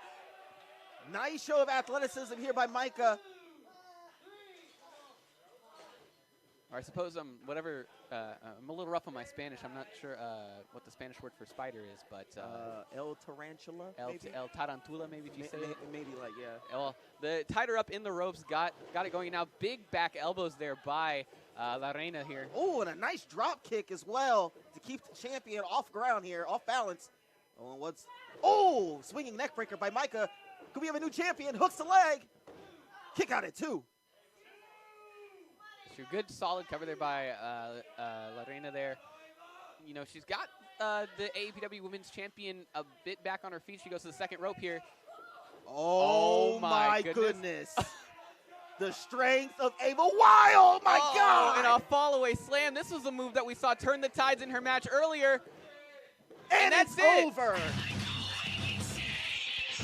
Your winner of the match and still AAPW Women's Champion, Ava Wild. Well, that was just really a bit of a veteran move there. One slip up by La Reina was all Ava Wild needed. Caught her mid-air and again, that fall-away slam we saw from last show that took Jasmine Allure out. Obviously, Quite a key move there in her moveset. The fallaway slam picks up the win here tonight, and she retains her AAPW Women's Championship. I said it earlier in the match, I don't see anybody dethroning Ava Wild anytime soon, and she just proved my point here tonight as she successfully defended her AAPW Women's Championship. And absolutely, against a stronger, more powerful opponent compared to Jasmine Allure was Lorena de España, but she, there was no shirking around from Ava Wild. She threw Lorena around just like she did Jasmine Allure, and you're right, this may be the start of a very long reign here for Ava Wild. And now we get ready for APW's main event as we go back to the center of the ring for Ray Campos.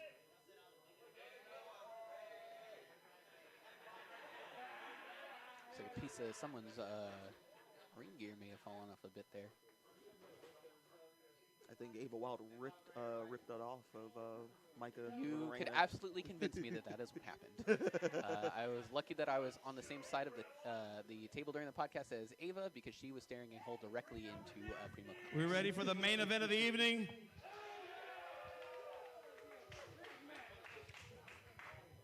This match is one fall with a 30-minute time limit.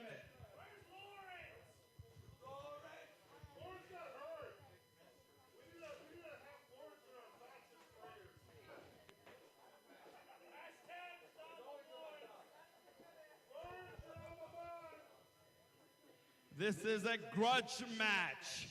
Introducing first, from Tijuana, Mexico, Nastico!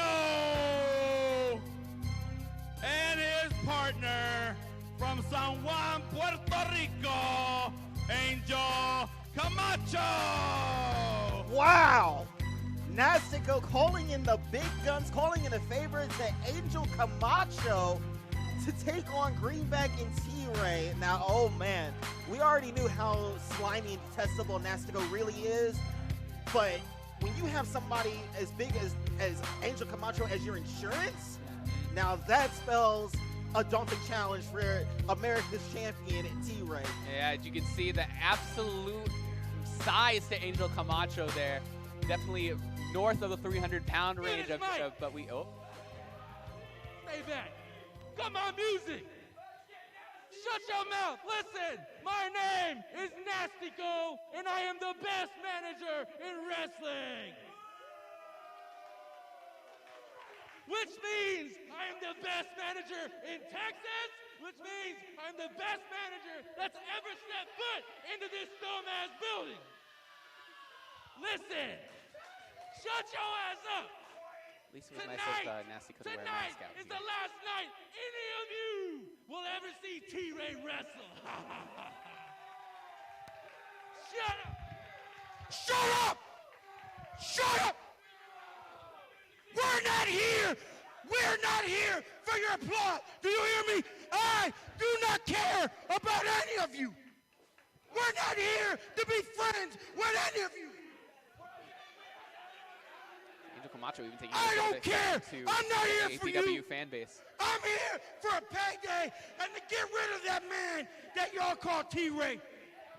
Shut up! I don't want you with me. A bunch of you are all a bunch of idiots.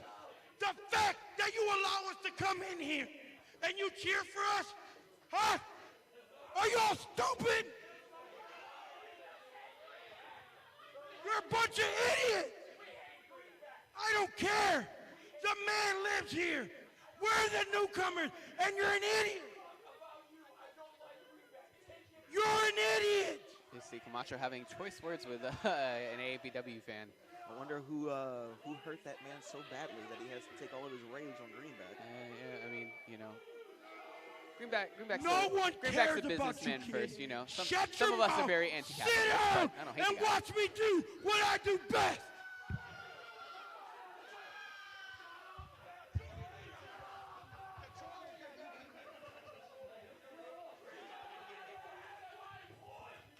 This is true with the implication of T-Ray, should him and Greenback lose. Ladies and gentlemen, their opponents from Wall Street, Benjamin Greenback. That is a very true statement there, Felix. And his partner from Austin, Texas, the AAPW America's champion, T-Ray. say that was a very true statement. I mean, at the start of this whole shebang between Greenback and Nastico, whether or not who was the best manager in the state of Texas, they let out a challenge to Nastico, and if Nastico were to win, he could have anything that he wanted. Right. And people would have thought, oh, maybe Nastico was going to group somebody for a championship match. Maybe it was something. Maybe they could have found a way to work out some sort of partnership or whatnot, or maybe Nastico could have taken on a new client. But no, Nastico worms his way into AAPW and tries to say, if he wins, our American champion can't wrestle at AAPW. Like, what does that mean for the American Championship? Well, absolutely. You know, you take the man who holds the top prize of AAPW out of AAPW, you know, you have to wonder, where do we go from here? Where do we go without a champion?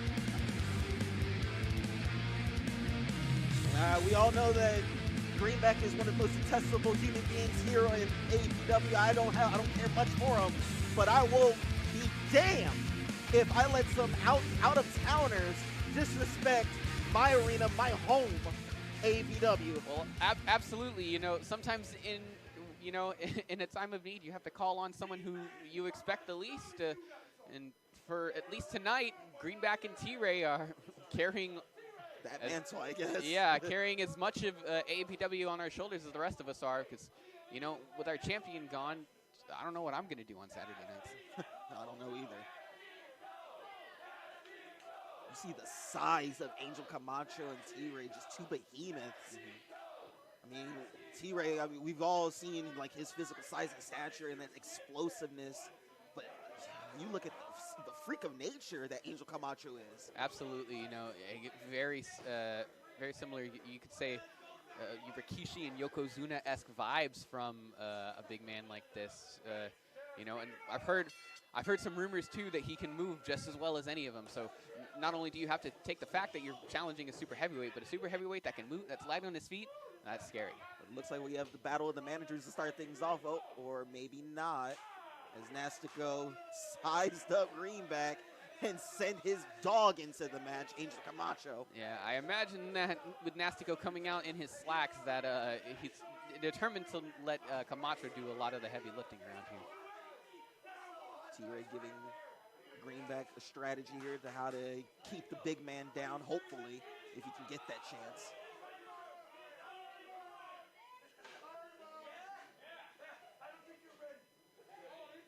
Greenback jaw-jacking with Angel Camacho here. Angel's loving it. As both men lock up in the center ring, and already Camacho is showcasing his strength. Well, I appreciate Greenback's bravado to attempt a lockup there with Angel Camacho, but you know, he's giving up quite a bit of size to the big man. And Greenback, I don't think that's going to work there, sir. Yeah, T-Ray even providing a bit of coaching there too. You know, you got to lift with your legs, not your back.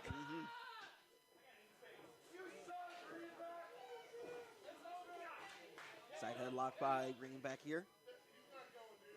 Camacho. Oh! Just using that strength of his.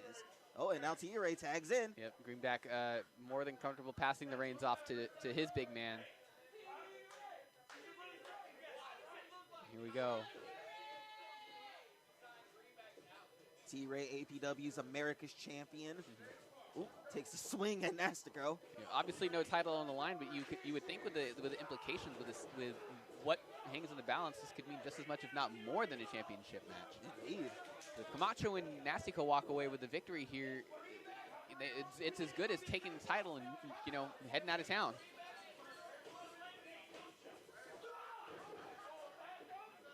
Both men lock up in the center of the ring, kind of even strength almost.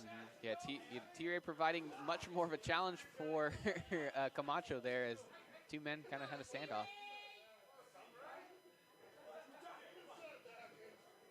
T-Ray rethinking his strategy here.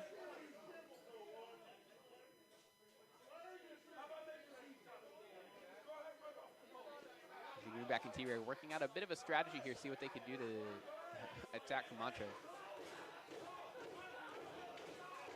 T-Ray trying to get fired up here. Trying to deliver a shoulder tackle. Camacho, I don't think that works there, sir. I mean, it's definitely pretty hard pressed to find a man who can match T-Ray, strength, in terms of a contest of strength. But T-Ray may have definitely found his match. Oh, and a kip up. Okay. T-Ray using those forearms, trying to create a little bit of offense in here. Camacho reverses. T-Ray ducks. Oh, beautiful show of athleticism. T-Ray trying to go for that scoop slam. I don't think it's going to work. No, sir. That's a very stout man. I'm not quite sure exactly how much Camacho may weigh in at, but definitely no lightweight here. Yeah, no absolutely. Cruiserweight.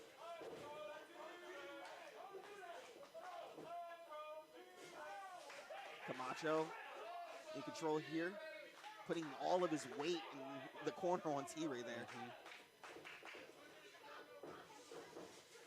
Just dumping America's champion outside. Camacho's content to kind of Nastico jaw-jacking on the outside there. Greenback going to his client, his friend.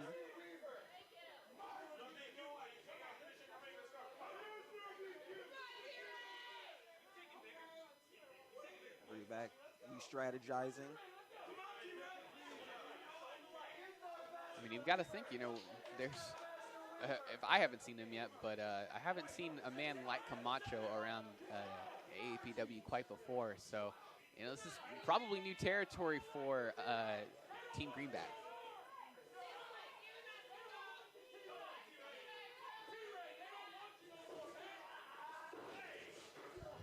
Five minutes have gone by. 5 minutes.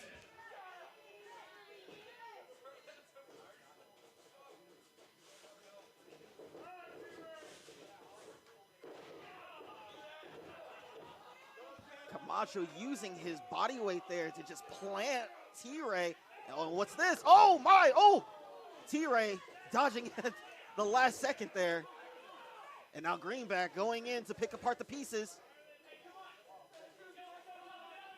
Measuring the big man up.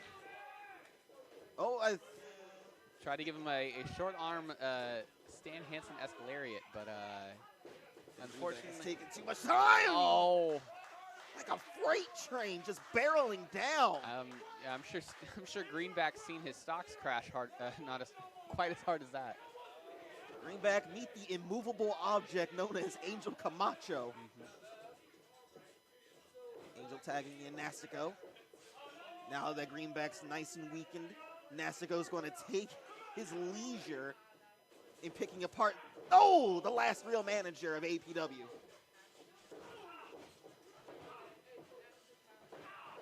And this was the type of offense they employed, have Angel Camacho do all the dirty work, and Nastico just reap the rewards. Ooh, Nastico exchanging words with T-Ray. He has to understand not to let Greenback get any type of offense in this match here. Oh, Greenback hammering away.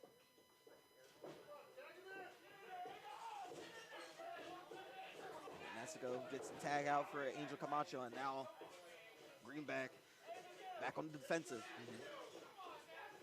Yeah, once Nastico realized he was in a bit of trouble, he knew he had to call on his big insurance policy. Yeah. Oh, and a thunderous splash. Going for the cover. Kick out at 2. Oh, and just barely able to muster that shoulder up under the weight of Angel Camacho. Oh, and look at that. Look at Angel Camacho using all of his body weight to just keep Greenback pinned. That choking maneuver.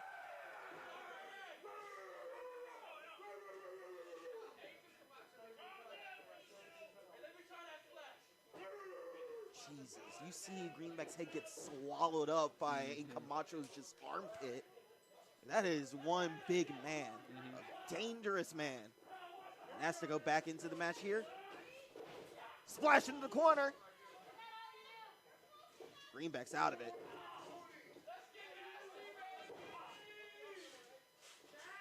Oh! Greenback's lower back getting worked on there by Nastico, Greenback trying to make that tag, and Nastico allows T-Ray to tag himself in. Oh, and It doesn't matter to Nastico. Yeah. He's got his insurance policy. Yeah, I think once he saw Greenback kind of dart for the corner, he felt it was a bit safer to not give chase and just pass the reins off to Camacho. Smart move, honestly. Yeah. You don't want to face off against T-Ray, especially if he's not someone the size of Angel Camacho. I mean, we've seen it time and time again what T-Ray does to smaller opponents and whatnot. Absolutely, and Nastico obviously not as much. Definitely coming in with the lowest in-ring prowess, at least managerial endeavors aside. But when you've got someone like Camacho in your corner, cannonball senton. It's over north of 300-pound cannonball senton. Absolutely. I would not want to get hit by that. Definitely feel that in the morning.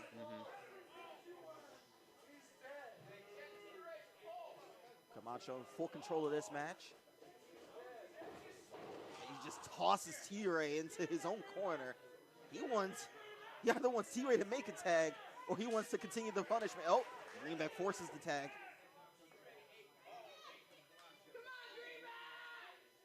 Here we go, hits the ropes. Oh! Well, I mean, with the way this match has been going, you would Angel Camacho's probably content with whoever from the other side decides to, step up to him. Tag made by Nastico and Camacho.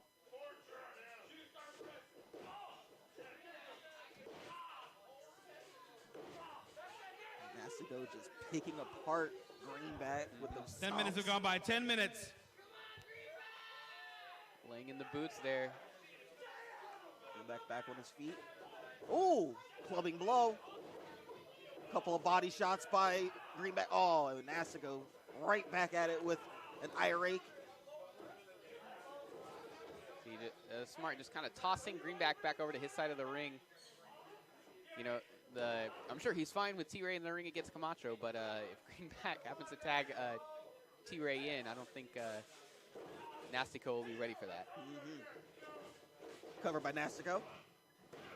Kick out it too.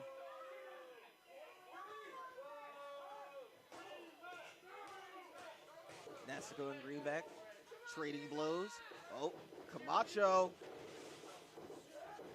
Oh, just saving his partner and moving Greenback into the corner, and now just using all 300-plus pounds, applying all that pressure to Greenback's neck there.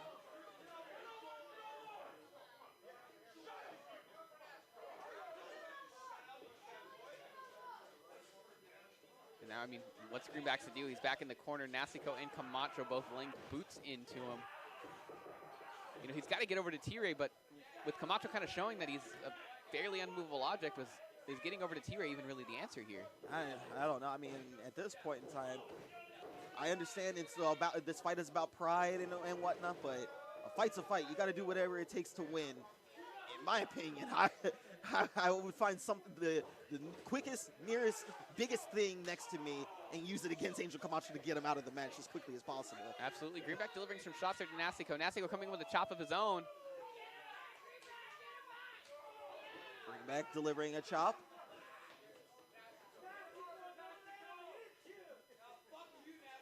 Oh, big open-handed chop to the chest there. Oh, and Greenback delivering one of his own. These two managers here slugging it out, finally, taking the words that they've flung at each other over the past couple weeks and turning them into just big chops now here in the center of the ring. These two men have had verbal exchanges with one another over social media.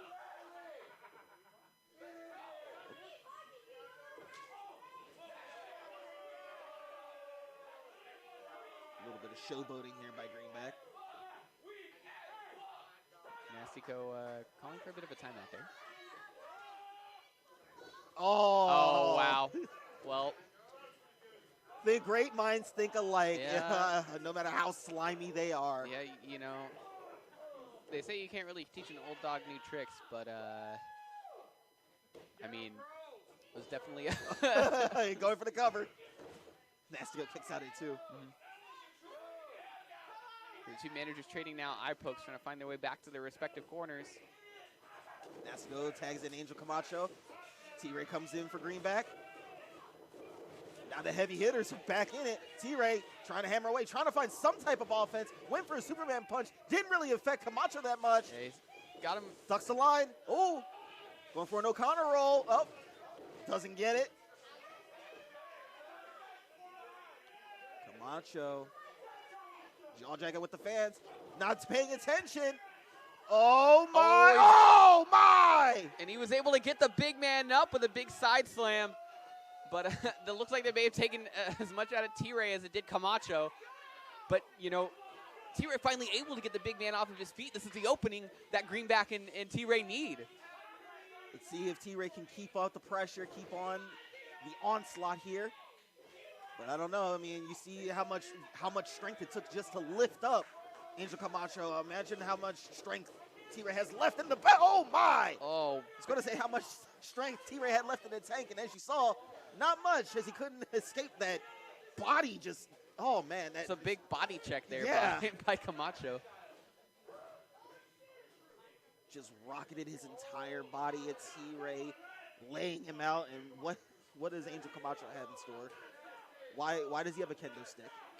Yeah, kendo stick in hand could cause a lot of damage, but, you know, a DQ would technically mean that Greenback and T-Ray walk away with the victory there. And I think Nastico kind of relayed that to Camacho, letting him know that this isn't what we want.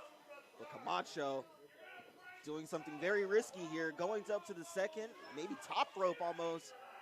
Nastico trying to help the big man up there. It looks, you know, it's not a place Camacho definitely goes seldom up to, but he's trying to end T-Ray here. Oh, my! A pop-up cutter by T-Ray. Wow. Camacho rolling his way out to the ring. Very wise of Angel Camacho after receiving that devastating pop-up cutter to roll out of the ring, because he knows that if T-Ray were to pin him, that would have been it. Nastico beside himself there. He trying to coach Camacho up to a victory there, but now he's all alone with the big man out on the side of the ring. Oh, and T-Ray flips Nastico into the ring. Tired of all that jaw-jacking and Nastico's been speaking. Oh, and he rips off his face mask. 15 minutes gone by, 15 minutes. T-Ray finally happy to have his hands over on Nastico. What's he got in store? Oh! A low blow there coming in. Uh-oh, Greenback with a kendo stick. Oh, my goodness. Big clubbing kendo stick to the back. And looks like he kind of snapped it, cracking it across. Nastico there. Referee, I think, understanding both the implications and the, you know, kind of the bad blood between these two men. Letting the low blow and the kendo stick shot, you know, really just letting these four men kind of go at it here, which is, I'm sure they're all very, very happy about. Remember, Felix, it's a grudge match. Oh, my! Oh, he cracked it across his head, too, into the cover. That's it. Greenback has defeated Nastico and Angel Camacho. T-Ray can still wrestle at AAPW. Benjamin Greenback and T-Ray.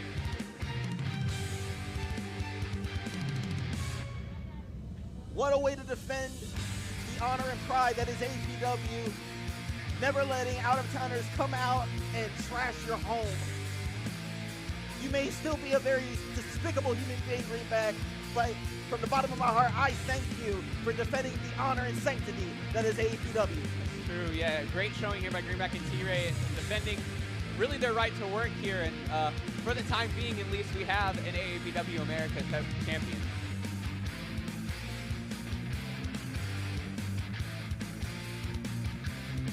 Greenback and T-Ray successfully defending AAPW's honor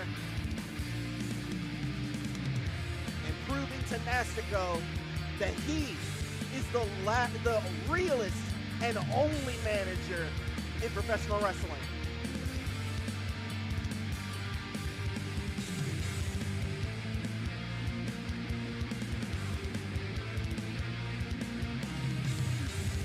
A very captivating end here for AAPW here in 2020. You know, we've got a lot to look forward to in the coming year, and well, thanks to Greenback and T-Ray, we have a 2021 to look forward to. Indeed, indeed. Well, folks, thank you for joining us here at AAPW's 2020 finale.